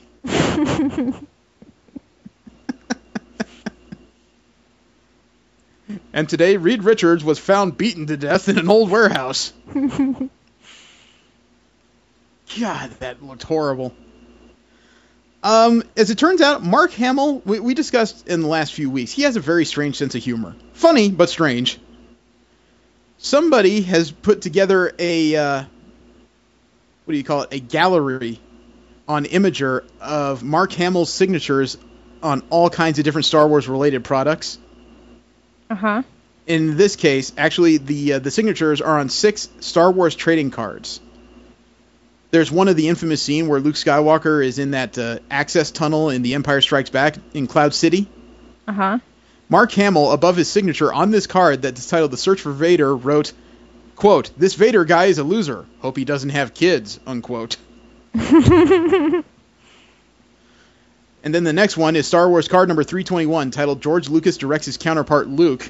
And above his signature, Mark Hamill wrote, quote, "Yes, George, but just try acting to these scripts," unquote. That is... Wow. I'm not even going to guess how to take that quote, because I don't know if he's kidding or if he's actually saying, look, you suck as a writer. Let me act. Okay, there's another one. Well, he does suck as a writer, so... I think you'll like this next one. It's Star Wars trading card number 26. It's titled A Horrified Luke Sees His Family Killed. That scene on Tatooine where he's outside the farm and there's burnt bodies and everything. Yeah, yeah. You'll like this. Above his signature, he wrote, quote, "Well, now I can go to Tashi Station whenever I want," unquote. There's another one, Star Wars card number 218, titled Luke Skywalker's Home Destroyed. And he wrote his signature, and above his form, in the middle of the card, he wrote a word bubble that says, quote, "Darn it, I told Uncle Owen not to smoke in the house," unquote. There's another card of Luke Skywalker on a tauntaun on Hoth, and it says, "Luke astride his tauntaun," and above his signature he wrote, quote, "You smell something, girl?" unquote. There's 2 more here. There's one of Luke standing on the speeder in Tatooine, Star Wars card 185, and above his signature it says, quote, "I said this land speeder could be grease lightning, punk," unquote. He made a grease joke. Oh, okay. And the last one is Star Wars card number 206. It's Luke Skywalker standing next to one of the moisture collectors on the moisture evaporators. It looks like he's taking a reading on something. And above his signature, he says, quote, "World's largest bong for sale. Call Luke. 555 weed," unquote. He does have a weird sense of humor. I can't tell if he's trying to be funny or if he's sitting there that bored during Star Wars conventions just going, let's see, I'll write this here, and I'll write this here. There you go. Get away. Our What the Fuck Corner generally makes us laugh. And unfortunately, there are those stories that creep in there that just make you wonder, why are human beings allowed to exist in general? During the last week, there was a dispatcher in New Mexico. Okay? There was a panicked 911 caller named Matthew, who called in to report that a 17-year-old named Jaden Chavez Silver was shot. This was in June, okay? Okay. And all that they were apparently doing was playing cards at a friend's house in Albuquerque. This kid died. Police have never found a suspect or made any arrests, okay? Now, the person watching these teenagers play cards called 911 and spoke to a dispatcher named Matthew Sanchez. And officials reassigned Matthew Sanchez after they became aware of this call. This is really bad. Because during the call, the female caller tells Sanchez, quote, "I am keeping him alive." And Sanchez says, quote, "Is he not breathing?" "Barely." And then she's heard frantically encouraging the boy that was shot, Chavez Silver, to keep breathing. She says, one more breath, one more breath. And then she says, there you go, Jaden. One more breath. There you go, Jaden. Good job. Just stay with me, okay? And during this, the dispatcher asked again, is he breathing? And the female responded with, he's barely breathing. How many times do I have to fucking tell you? To which the dispatcher responds with, quote, okay, you know what, ma'am? You can deal with it yourself. I'm not going to deal with this, okay? Unquote. Oh, my God. And then the woman on the other end of the phone says, no, my friend is dying. And at that point is when Matthew Sanchez hung up the call. What the fuck? The dispatcher hung up on the lady mid-sentence, even He though she should said, be brought up on charges. frankly, yes. It doesn't sound like he sent anybody. I can't tell from the way the call is framed, at least the section that we've gone through, if he'd already dispatched somebody to go take care of it. But either way, isn't it the duty of 911 operators to stay on the call until the emergency personnel services get there? I would think so, yes. I mean, maybe the laws are different in California and New Mexico, but typically someone's supposed to stay with you on the phone until emergency services arrives. And just dealing with it in that fashion, I don't care how pissed off you are, man, that's a kid's life. I grant you, staying on the phone may not have done anything to change the outcome. He may have still died if this guy stayed on the phone, but still, keeping somebody calm during these circumstances is also part of the fucking job. Yeah, that poor woman is probably... You know what? If I was at all associated with this, whether I was the woman or some third party who witnessed this whole thing, I'd hire a goddamn shark lawyer, and the city would owe me some fucking cash after that. Yeah, I agree. Yeah, She that's probably didn't have unacceptable. any fucking money for that. Not if I likely. were a lawyer, I'd take on that case pro bono. Yeah. Yeah, and unfortunately we got another negative what the fuck here. There was a young student named Jennifer Pan. She was a first generation of her family born in the U.S. Okay? No, I'm sorry, she was Canadian. She was a first generation of her family born in Canada. She went to a Catholic school and lived in the city of Markham, just north of Toronto. She had won scholarships and early acceptance to college. And to her father's wishes, she graduated from the University of Toronto's pharmacology program and went on to work in a blood testing lab at Sick Kids Hospital. Okay? Okay. Her accomplishments made her parents, Bic and Hui Han Pan, prideful. And they were Vietnamese refugees and working as laborers in an auto parts manufacturer, sorry. Okay. Here's the thing. Jennifer Pan didn't finish pharmacology school. She didn't even graduate from high school. She was under such pressure from her parents to be a golden child, to be a perfect child that was getting these kinds of grades and these accomplishments, that she couldn't tell her parents that she wasn't able to do it. And instead, she was on trial for plotting with hitmen to kill her folks. Wait, what? In other words, confused. The history of this woman I told you at the beginning of the story, the Is all made up. Yes.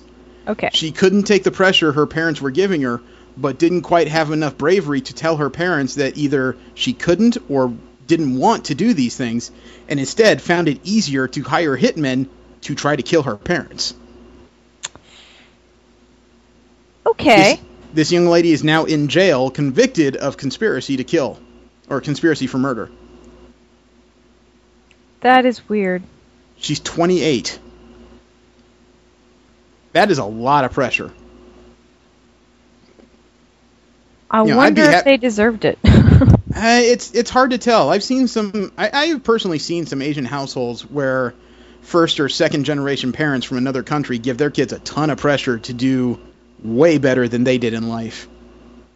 And I understand that the reasoning is good, but they are really harsh sometimes. I couldn't even guess what this lady's life was like, other than maybe it was similar to, like, you know, Connie from fucking King of the Hill. I barely watched that. She was a young lady who had Laotian parents. They moved into Hank Hill's neighborhood and were making her take violin lessons she didn't want, making her study in courses she wasn't really caring about. They wanted her to graduate with honors, go to college, you know, have nothing to do with the rednecks in the neighborhood, that kind of shit. Gotcha. So, I can only guess. How'd you like a happier what the fuck? Yes, please. You know that cats ride animals in Africa? Okay. I guess I do now. Specifically, a cat-like animal called a genet, it's a relative of a mongoose, has been seen recently riding a rhino. Okay. There's a small videography that was put out on YouTube of strange occurrences where people reported a cat riding large animals, and it turned out to be a genet.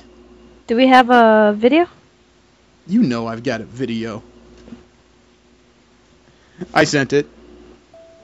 So it says here, in 2014, strange sightings began to occur in a game reserve in South Africa. In a world first, a genet, a small spotted cat, was photographed by Wildlife Act riding on buffaloes. And there's images of a genet on the back of a buffalo. And on the back of a rhino. It's just chilling. In never before seen footage, Wildlife Act caught it on video. Now check this out. You see that rhino? Is it trying to get it off? No, you can see the eyes of that genet just kind of trying to settle in on the back of this thing. In other words, he hasn't found his perch yet, and then the rhino just says, "Fuck it, get off!" And there he goes, screaming into the dark. Volunteer with the Wildlife tiny Act. little animal cannot possibly hurt it. Probably not, but did you hear the mewing sound as it was Yeah, running away? I did. It was so cute. It's almost like that genet suddenly said, "Okay, slow down. Wait, fuck, stop!" Stop! Oh, jeez. Okay, now we've dealt with sad what the fucks. We've dealt with happy what the fucks. This is one of those that ends up right in the middle. Okay. There is a woman who was sitting at a baseball game last week, okay? She was at a baseball game between the Atlanta Braves and Los Angeles Dodgers at Turner Field out there in Atlanta, Georgia. All right. And she was sitting behind another couple, and I guess it was one of those things where as the lady was holding up her phone and typing into it, the two young girls behind them just happened to see what's going on in the phone. And it turns out they may have caught this lady cheating on her husband who was sitting next to her at the baseball game. Okay. What was she doing? She was typing into her phone to a contact she had listed in her phone as Nancy, which may have been a nom de plume for another person, because she put in her phone, and they had pictures of her typing this phrase into the phone. This is one of the phrases she'd already sent to this Nancy person. Says, quote, "I will be naked, laying on the ground. Mark Allen, I love you so much." Unquote. Okay. Why is this? Yeah. Why is it what? Why is this in our news? Because the two young ladies wrote a note on their ticket, or on the program for the baseball game they were at, and held it up behind the couple and took a picture of it. And on this program, they wrote the phrase, quote, "Your wife is cheating on you. Look at the messages under Nancy. It's really a man named Mark Allen," unquote. And they posted the series of photos of the messages that they saw on her phone, as well as the message to the man on Twitter. She included, the young ladies included a phone number and offered to send images of the text in case they were deleted. And Nice. the message concluded with, "Sorry, just thought you should know," unquote. The two young ladies wrote on Twitter that they did hand the sheet to the man after the game, who looked at it, gave him a thumbs up, and later sent them a text thanking them for the photo. Interesting. Yeah, he apparently sent them a text that said, "This is the guy you gave the message to at the ball game. Send me that pic, please," unquote. And they apparently have not heard from him after they sent the pictures. And I don't imagine they will. But, I mean, he's got to be, well, probably partially resentful and partially grateful.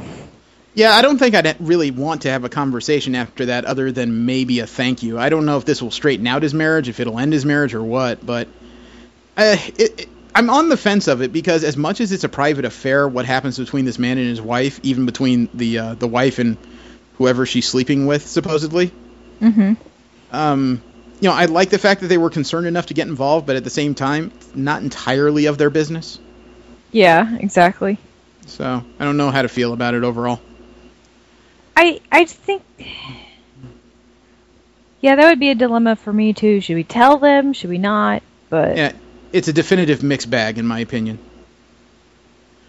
Have you seen the videos of the KLM Asia airliner trying to make a landing in 75-mile-an-hour winds? Maybe? I don't know. Do you have it? They had a crosswind at a nasty landing at a field in the Netherlands. It's supposed to be the worst storm in 100 years, rocking Amsterdam Schiphol Airport.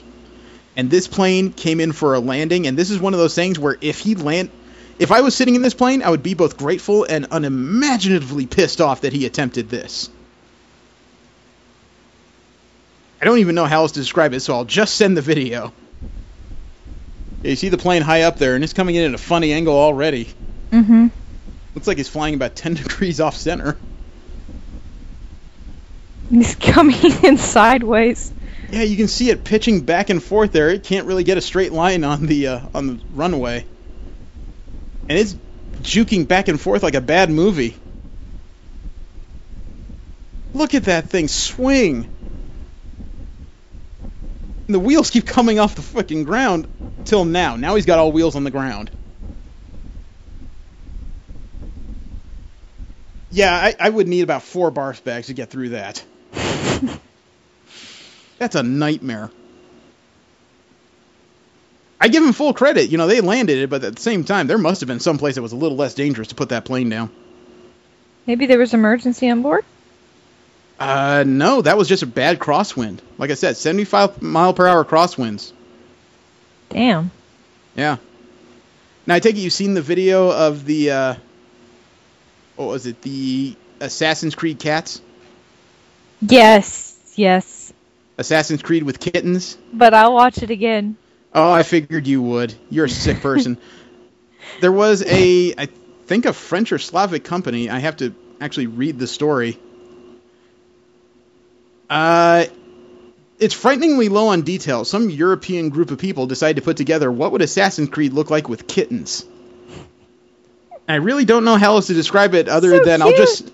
I'll just send the video because somebody has an overwrought imagination, to say the least. They have a perfect imagination. What are you talking about? I thought I was twisted. You're weird. It's adorable. I sent the video. Those of you at home, just follow along. It starts out with 2 guys playing rock, paper, scissors very unconvincingly. And apparently it's a game of, I don't know, just forehead flicking. Okay, and now they've used eagle vision. And sure enough, there is a feline stalking them. He's so cute! How old is that cat? Like 2 months? Yeah. About 2-3 months, I think. And now there's kittens diving into hay. Which I'm sure is just a bunch of cats going, why are they tossing us in the grass? Right? And there's cats running across the field and leaping over things. I bet this was expensive, because cat training is not... I don't know, maybe they just had stinky fish in their pockets.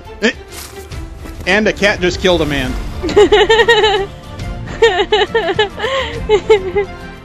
That dude is running for his life. Cat's up trees now. Jeez. So cute! Okay, as you can hear, V is overwrought by cute. I don't think she can form words anymore. I give this guy credit. He looks terrified of those kittens. Maybe they just told him to imagine Cthulhu's running behind him. Maybe he's just allergic to cats. He's got them running upstairs, jumping off stones, running over beams. This must have taken a while to do. Oh, and they're waiting for him. Oh! Cat in the sky! It got him. Oh, he's purring. Yes, V has lost all capacity for English. Oh, jeez. I can't. I am slayed by cute. Okay. Anybody that wants to send V anything as a present, just send me an email. I'll give you her address. Mail her a cat, please. Not a live one. Not a live one. Not a live one. I like the dead ones. They're easier to keep. They don't poop as much. They don't spray my stuff. Don't fight with the other cats. Not one that is now or has ever been living. Well, in retrospect, I'm kind of glad, even though Edgar Wright had so many problems with Marvel, that they made the Ant-Man film they did. Because according to shock jock Howard Stern, who interviewed Paul Rudd, the star of Ant-Man, he came close to buying the rights to an Ant-Man movie 15 years ago. Paul Rudd? Howard Stern. Oh, okay. He said on his radio show, quote, "I was a huge Ant-Man fan. In fact, I was telling Robin Quivers earlier this morning, about 15 years ago, I had a meeting with Marvel. I tried to buy the rights to Ant-Man because I said, that's a cool franchise. I really tried, and I met with some of their dudes," unquote. Dudes? That's the way he put it, dudes. Frankly, I'm glad he didn't buy it, because that would have meant probably Ant-Man would have changed size depending on how much flatulence he had in his body at any given point. Oh, that would have been a shit film. And last up, I have a list of the 10 most pointless action figures ever made, according to Charlie Jane Anders in IO9. Okay. This is an interesting one. First up is the Star Trek Voyager action figure of mutated Tom Paris from Threshold. Which, like, the salamander version, or like when he was the still half-human humanoid? version. Okay. Says, quote, "This is the one that made me think of this topic. Let's commemorate the worst Star Trek Voyager episode ever with a completely pointless action figure. For those who missed it or chose to repress it, Threshold is an episode where Janeway and Paris manage to go faster than Warp 10 in a shuttle, but going at such fast speeds causes them to hyper-evolve into weird amphibian people. And then the mutated Paris and Janeway have sex, and produce 3 amphibian babies, when Tuvok then shoots them with his phaser. In any case, here's a Tom Paris figure complete with his 3 babies. They never made a mutated Janeway figure, so you can't even act out scenarios where the two of them take care of their mutant offspring together. We asked Robert Duncan McNeil if he had this action figure, and he said he probably has one in a box somewhere. Even the guy who played Paris doesn't love this figure," unquote. Yeah, I can't imagine that he would. I see a picture of the action figure, and I don't see where the mutated babies are in it, but I can't say I really give a shit. It sounds like one of those things I would never even ask about. I don't know why you would make that. I mean, I actually like that episode, mostly because Tom Paris is still one of my favorite characters in any episode, which features him is, awesome, but... Well, believe it or not, there's another action figure here from a more beloved series. It probably is even worse than the one we just talked about. It's a Doctor Who action figure. The Flesh Goo Pod. It sounds like the beginning of a porno parody. Quote, "I have to admit I'm biased, since the Flesh two-parter was probably my least favorite Matt Smith storyline. But let's suppose you love the episode where people use vat-grown duplicates, or gangers, to do hazardous tasks, and then the Doctor miraculously gets a ganger of his own. I'm still not sure how you play with this action figure or what the point of it is, even if you keep it mint in the box. It's a massive goop, probably similar to the kind with eyeballs and stuff in it, except that it's white and milky, and it has Matt Smith's head and part of his arm floating around in it. Actually, the box has random flesh parts, so maybe each box has different random parts, and if you have a bunch of them, you can try to get a complete Matt Smith? That would sort of be interesting. In any case, this is a toy that commemorates a split second when a duplicate melts down into snot or a sentient being dies. I'm just not sure how you imagine the half-snot, half-doctor creature going on an adventure. Update, and commentator Schnardy mentions in an even more pointless toy the destroyed Cassandra figure, which is just an empty frame. I love that the packaging says, fully posable, unquote. That sounds awful. That does sound awful.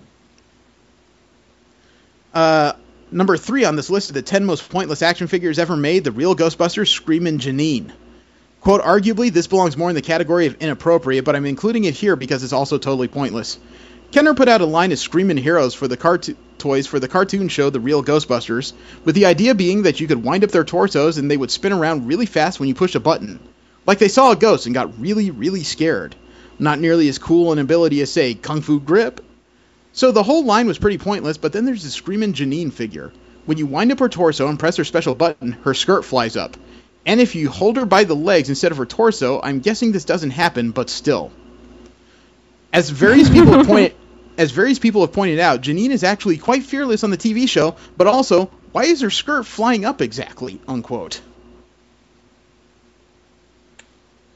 I'd say that's sexist, but it's just stupid.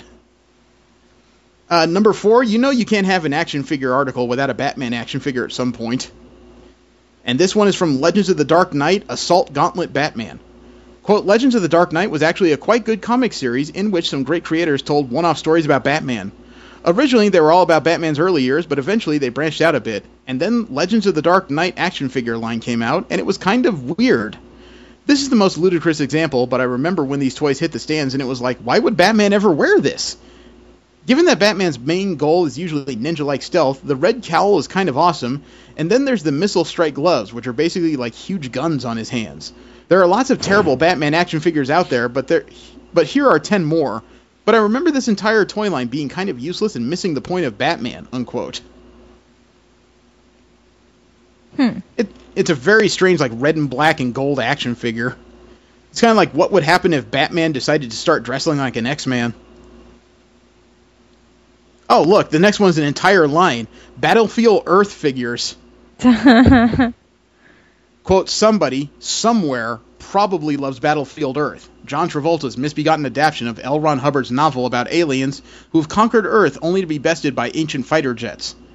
But the whole notion that a toy company thought there would be a huge demand for Battlefield Earth figures, among kids, among collectors, is kind of scary. Like, people are going to want to relive all the greatest moments from the film, like Travolta saying, exterminate all men, animals at will, and happy hunting. Pictured at left, Johnny is on the learning chair figure, complete with history book and psycho blaster. Hours of fun, unquote.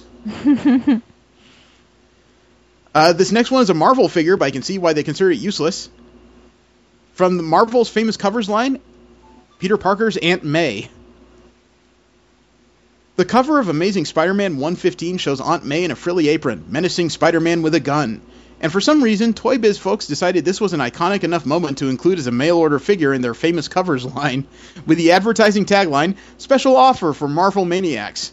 And Maniacs are pretty much the only people who would love this toy. She's got a tiny head on a huge body with freakishly elongated arms and hands that could tenderize meat from a distance of 20 yards. Her facial expression is also horrifying, with one eye squinting and the other eye bugging out. Check out some more alarming photos here, but there's also the question of why anybody would really want a Spider-Man shooting Aunt May action figure. There's lots of great reasons to have an Aunt May figure generally, but why this particular moment in her life, unquote? Remember when Aunt May went batshit crazy and shot her nephew? Yeah, that sounds horrible. Oh, this is one of those moments where I actually hate Star Wars. Remember when they came out with the quote-unquote special editions and they started replacing sections of the film? Yeah. This is the Star Wars Spirit of Anakin Skywalker figure. Quote, remember at the end of Return of the Jedi when the Ewoks are jamming out on Endor and everyone's feeling the yub-nub vibe, and then Luke sees the ghosts of Obi-Wan, Yoda, and Anakin, except Anakin is now Hayden Christensen? Me neither. Basically, this is a toy designed to commemorate Lucas screwing with the original trilogy. Ghost Anakin has a gauzy silvery cloak that's supposed to approximate his Happy Force halo, and which would probably be gone in 5 minutes if you actually tried to play with this thing. And a Jedi Spirit coin, which he got from jumping over a Jedi mushroom, I'm guessing. Even if you prefer the revamped version of Return of the Jedi, I'm still not seeing what the point of this toy is. Is Ghost Anakin going to go on adventures? Is he going to appear to Luke throughout his post-Return of the Jedi travels and tell him all about the lake on Naboo? Actually, that would be sort of entertaining now that I think about it, unquote. Oh, God, this sounds even worse. Dennis Nedry from Jurassic Park is an action figure. I kind of dig that. Quote, Nedry is the schlubby guy who agrees to steal some embryos from Jurassic Park and sell them to Biosyn only to wind up getting killed by a seemingly harmless Dilophosaurus. He's played by Wayne Knight, a.k.a. Newman from Seinfeld. Of all the characters from the first Jurassic Park movie, he seems like the worst candidate for an action figure. And apparently the makers of these figures agreed with that because they chose to make the toys look nothing like Wayne Knight or Dennis Nedry. The Nedry figures are well-built, square-jawed, and rugged-looking with a nice shoulder holster and, in one case, cool sunglasses. Looks like they're advertising the fact that they had no reason to make an action figure of this guy, unquote. Item number 9 on this list from IO9 of the 10 most pointless action figures ever made. Man, I was a GoBots fan, and I remember when they came out with a movie where they advertised rocks that transform into creatures. The Rock Lords is on this list. Imagine how fun that is. What's your disguise? I turn into a rock. Okay, I'm going to go over here now. Quote, this is sort of a gimme, but we actually asked Doug Goldstein, a former editor of Toy Fair magazine and a writer for Robot Chicken, what the most useless action figure ever made was, and this is what he came up with. The Rock Lords. They're robots that transform into rocks. And then once they're rocks, they just sort of sit there. Maybe roll around a bit. It's stealthy, I'll give you that. Nobody ever suspects that rocks will suddenly burst out into robots. But it's not quite as cool as turning into beasts or cars or whatever. Yeah, not so much. That must be the first mode that they have to learn.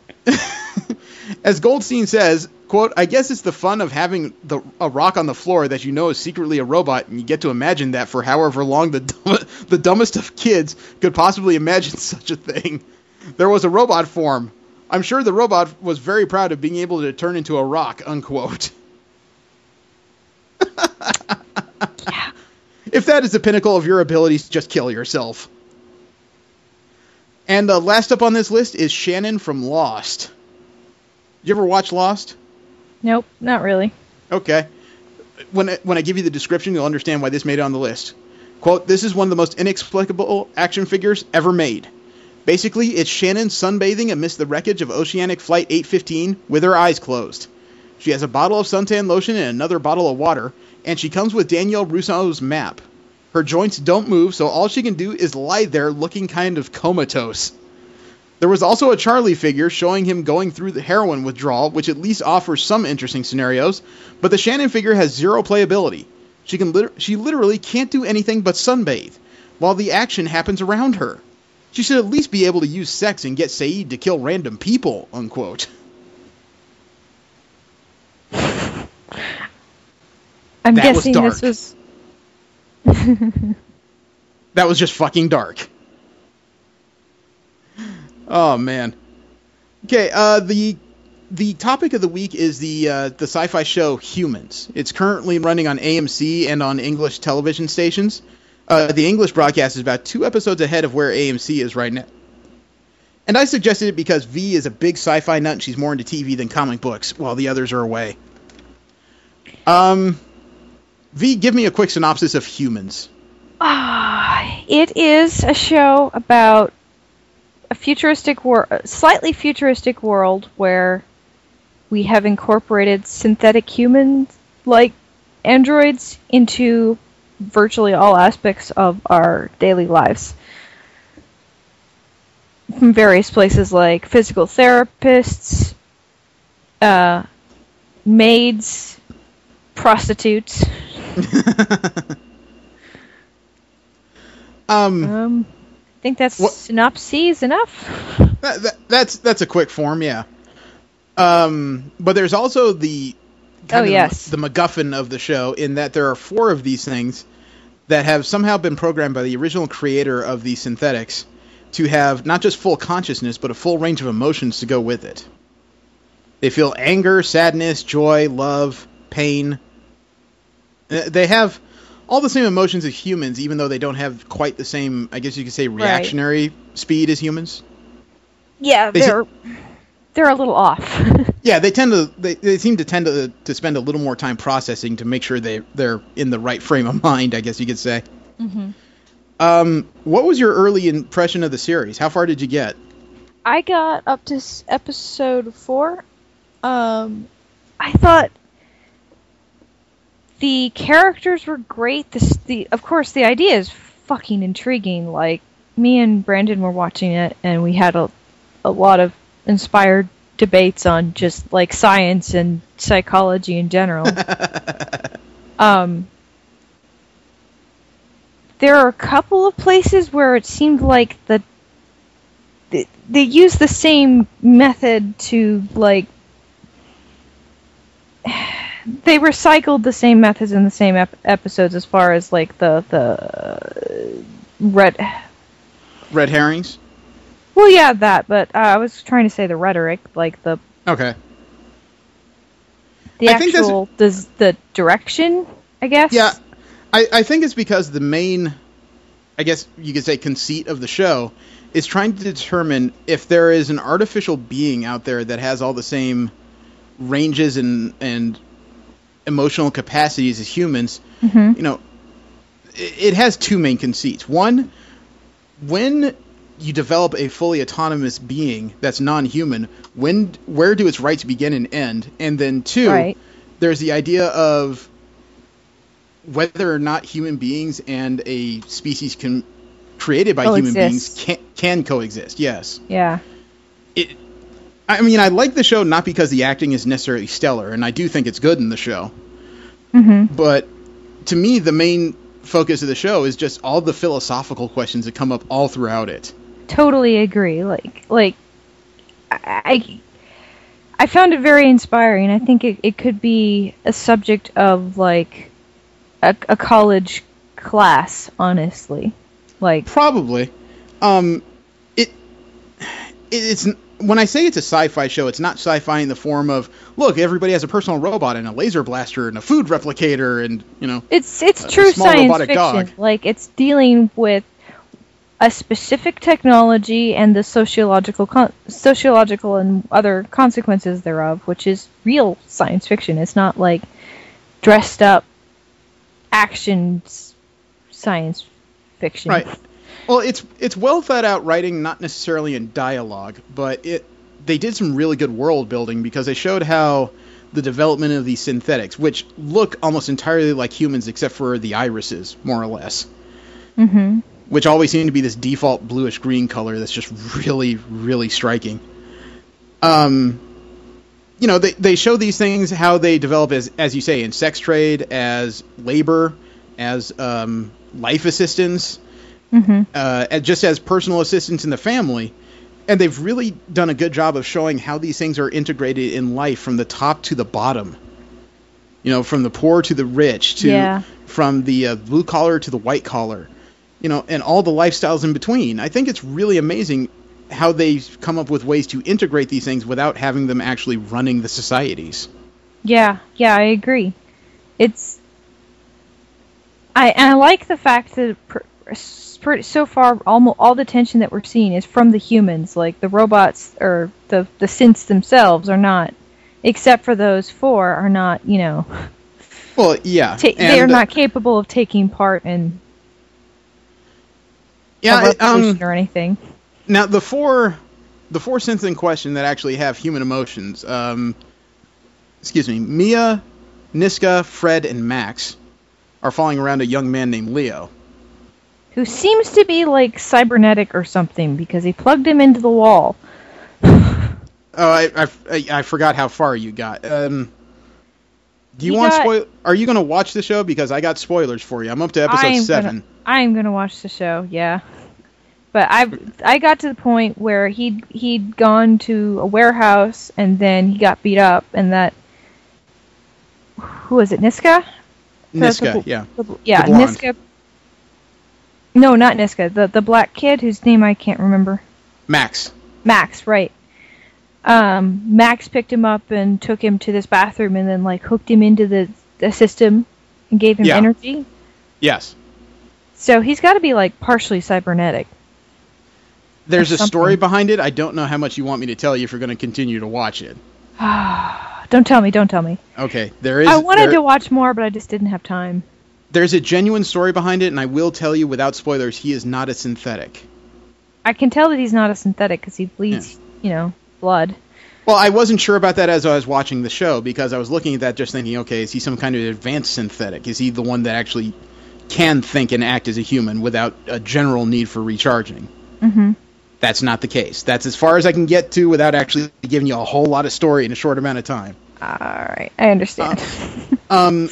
Now, the Nia character kind of starts out the entire storyline of the show because she was stolen by some people from Leo, forcibly reprogrammed by what they call a head cracker, who is an illegal modifier of synthetics, and then resold as a standard model to a not young family, but an expanded family in London, I think it is. Mm-hmm. And, if you look for promotional items on humans, her face is going to be all over it because she has a very unusual facial structure. She doesn't look stereotypically English. She's a very handsome woman. I don't pegged her as being Asian, but I don't think so. I think it's the color of the eyes that's throwing me off. I don't know. I'm really, really, really, really bad at differentiating ethnicities of people, so... I will say this, though. She is a very striking figure, and she plays the role of Anita and Mia really well. She scares me sometimes. Yeah. Her name is... Oh, you're right. She is Asian. Her name is Gemma Chan. That's her full name, Gemma Chan. I'm not even joking. Yeah, she is a gorgeous woman, and I agree that she's one of my favorite characters so far, I think. Her and actually the redhead. The redhead. The woman in that household. Oh, I think that's Catherine Parkinson. That's the name of the character? That's the name of the actress. Okay, yeah. That's the same woman from IT Crowd. Yeah, she plays Laura Hawkins. Yeah, that's the name she keeps using. Whenever the character of Anita, the reprogrammed Mia, Laura, talks to her, right. It's kind of creepy when she says, "I can do that for you, Laura." Yeah, they have a weird relationship. I almost kind of want to see them going into like a lesbian direction. Oh, wait till you get to the second half of the season. It changes. The whole thing turns on its ear. Okay. I do also like the actress Lucy Careless. She plays Maddie Hawkins, the daughter. I can't fault her acting. I really don't like the character herself, though. The character also evolves over the course of the season. It's one of those things where that's why you really have to give it more than 2 episodes, because at the beginning of the series, you can see how everybody started as X, Y, and Z archetype. It's a very paint by numbers. But by the end of the second episode, you can also see each of these characters start to really develop. You know, the bratty teenage daughter is not just a brat. She's intelligent, but she's having some sociological problems because she thinks synthetics are going to take over life. You know, the mother in the family, Laura, she's keeping a secret that looks like she's getting ready to have an affair. It's not an affair. She has another problem going on she's not talking about. You know, even the character of Joe, the husband, the guy who bought the synthetic with the idea of helping his family, turns out he may be a much bigger dick than anybody thought. I figured he was a dick. He had that all over him. Well, he's not an arrogant dick, though. He's just a impulsive dick. Mm-hmm. Yeah, he acts before he thinks. Let's put it that way. He's not trying to be a jerk. He's not an active jerk, but he doesn't think fully before he follows through with whatever he's doing. Right. And even the kid who plays the oversexed son, Toby, when he starts out, you can see what he's going to do, but by the 4th episode, his character turns around. He gets more complex too. That's good, because as of right now, of the 4th episode, he's the most one-note character. Yeah, I think actually the 5th episode is where he starts to pick up and develop as a character. Now Emily Barrington in the show, the one who plays the synthetic Niska, I like her. Yeah, I like her a lot. You know, if you had to describe the 4 of them, Mia's the mother, Fred is the serious one, Max is he's kind of the group's light. He's the optimist. Niska would definitely be the darkness. Yeah. The assassin. Not assassin, she's just angry. She's dealt with a lot of negative emotions, so that's what she really keys into. She doesn't trust people.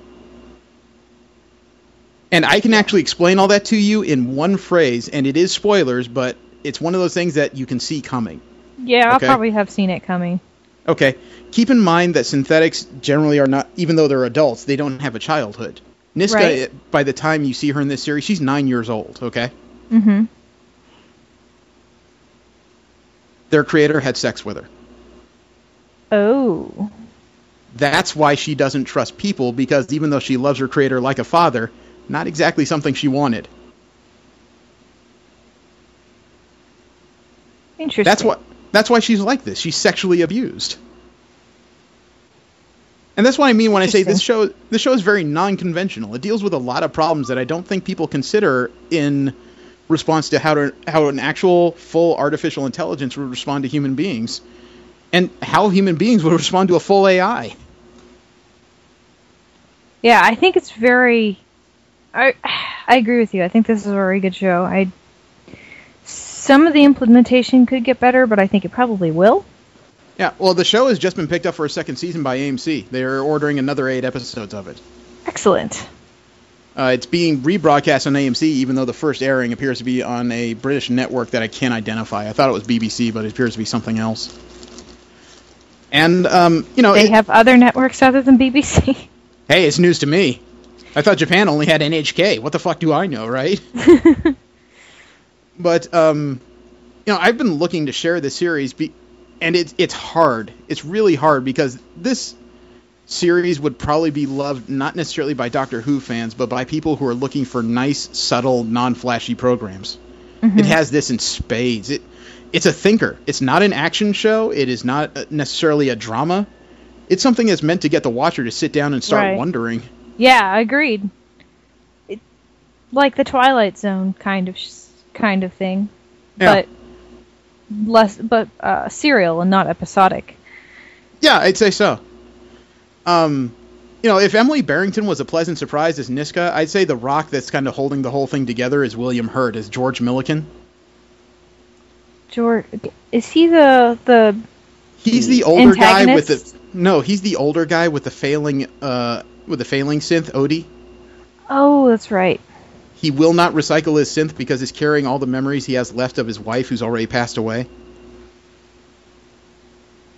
Yeah. Remember, his synth accidentally hit a lady. Yeah. Mm-hmm.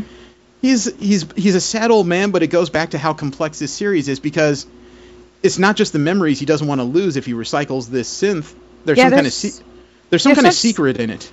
I could tell that. I'm only in the fourth episode. I can tell there's a reason he's saving it besides just. It's not just memories too. He treats this thing like it's family. And that goes back to the complex things of how would humans respond to these synthetic beings.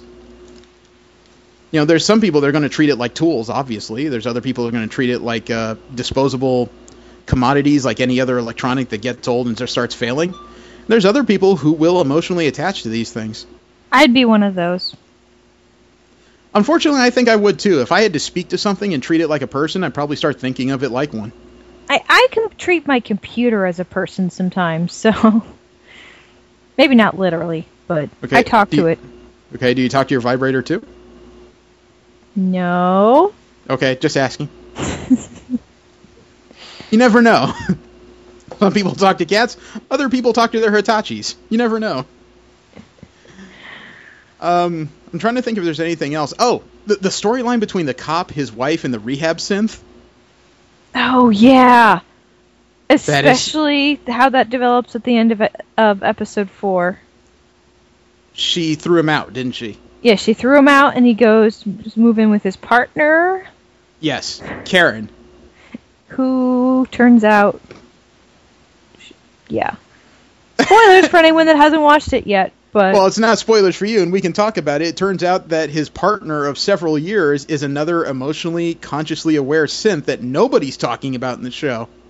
Which is freaky. I'm really curious about that. Remember, she's even faking eating by holding some kind of weird bladder in her stomach. So after she chews the food, she pulls out the bladder and throws the whole thing away. That was fucking weird. Wasn't it bizarre? That was one of those things where as I'm sitting there and I'm watching her reactions to him as he's talking and everything, and look at her bedroom and like, man, wouldn't it be fucked up if this perfect lifestyle she's built, she's a synth, and then she reaches into her mouth, pulls out that big blue bladder, throws it away. I remember sitting at my desk at work going, no fucking shit. No. No. Oh. Yeah. And that's when the broadcast cuts in with, you'll have more humans in next week. Oh, fuck you. No, now. Show me now. Yeah. I'm actually getting ready to strangle my MP3 player at work, and I think the lady next to me is just going, Jeremy, are you okay? No, I'm not. Yeah. That was messed up. I do like that. I do like that about this show. Like almost every episode ends with some kind of bizarre mini reveal that makes you go, "Wait, don't stop there! Don't stop there, you sons of bitches!" I like that. I like being teased. I think. Insert porn music here, and no, and I'm really glad I got to share this with you because I know Jesse and Steve are into more flashy versions of sci-fi. They like sci-fantasy more than sci-fi. Right. I'm with you. I like the more cerebral stuff, I think. this is one of those things where I heard a couple of really good reviews on the first episode before it hit U.S. broadcast, so I decided to check it out on my own. Mm-hmm. And the first episode, it's not enough to get anybody hooked. The second episode is where everything starts to develop really quickly. The first episode, I think, like we discussed, very paint by numbers. Right. You can see everything coming, and then slowly reveals start happening that just turn everything on its head. Yeah. So if you have the patience, I think Humans is going to deliver. There's one episode left on the English broadcast. It's only 8 episodes a season. And then, like I said, it's just been renewed for another 8 episodes. So if you're looking for thought-provoking science fiction, I think this is the place to get it. Definitely. Just don't expect massive gun battles. Doesn't really happen in the show. I don't think there's been one. I think there was a gunshot like one time. There will be a short fight that involves a gun in episode 7, but I can't talk to you about that yet. I'm gonna have to finish watching it. Well, you don't have to for my sake. It's just I'm doing it for my sake. So you are just continuing the show for the sake of? Oh yeah, definitely. Oh my God! Actually, I will say one more thing about this show. I am not really a fan of child actors. They tend to bother me. Okay. They just don't have the emotional range usually associated with the characters. It usually just irritates me because I don't accept their performances. It doesn't click in my brain. They're not real children. Exactly.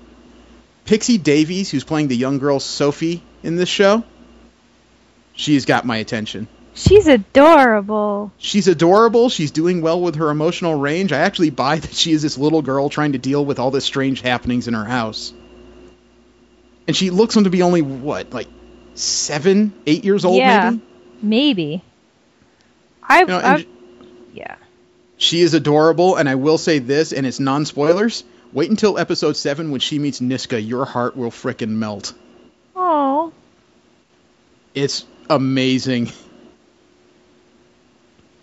And you know how Niska is usually emotionally antagonistic? Mm-hmm. Not so with the little girl. Oh, even more so. Really? Oh, yeah. When Sophie first meets her, she's sitting at a table, talking to another synth. And Sophie just walks up and starts, putting, locks of her hair between 2 fingers. And then she lets go, looks in Niska's eyes, and says, "Has your hair always been like that?" And Niska looks down and says, "Has your face always been like that?" Perfect.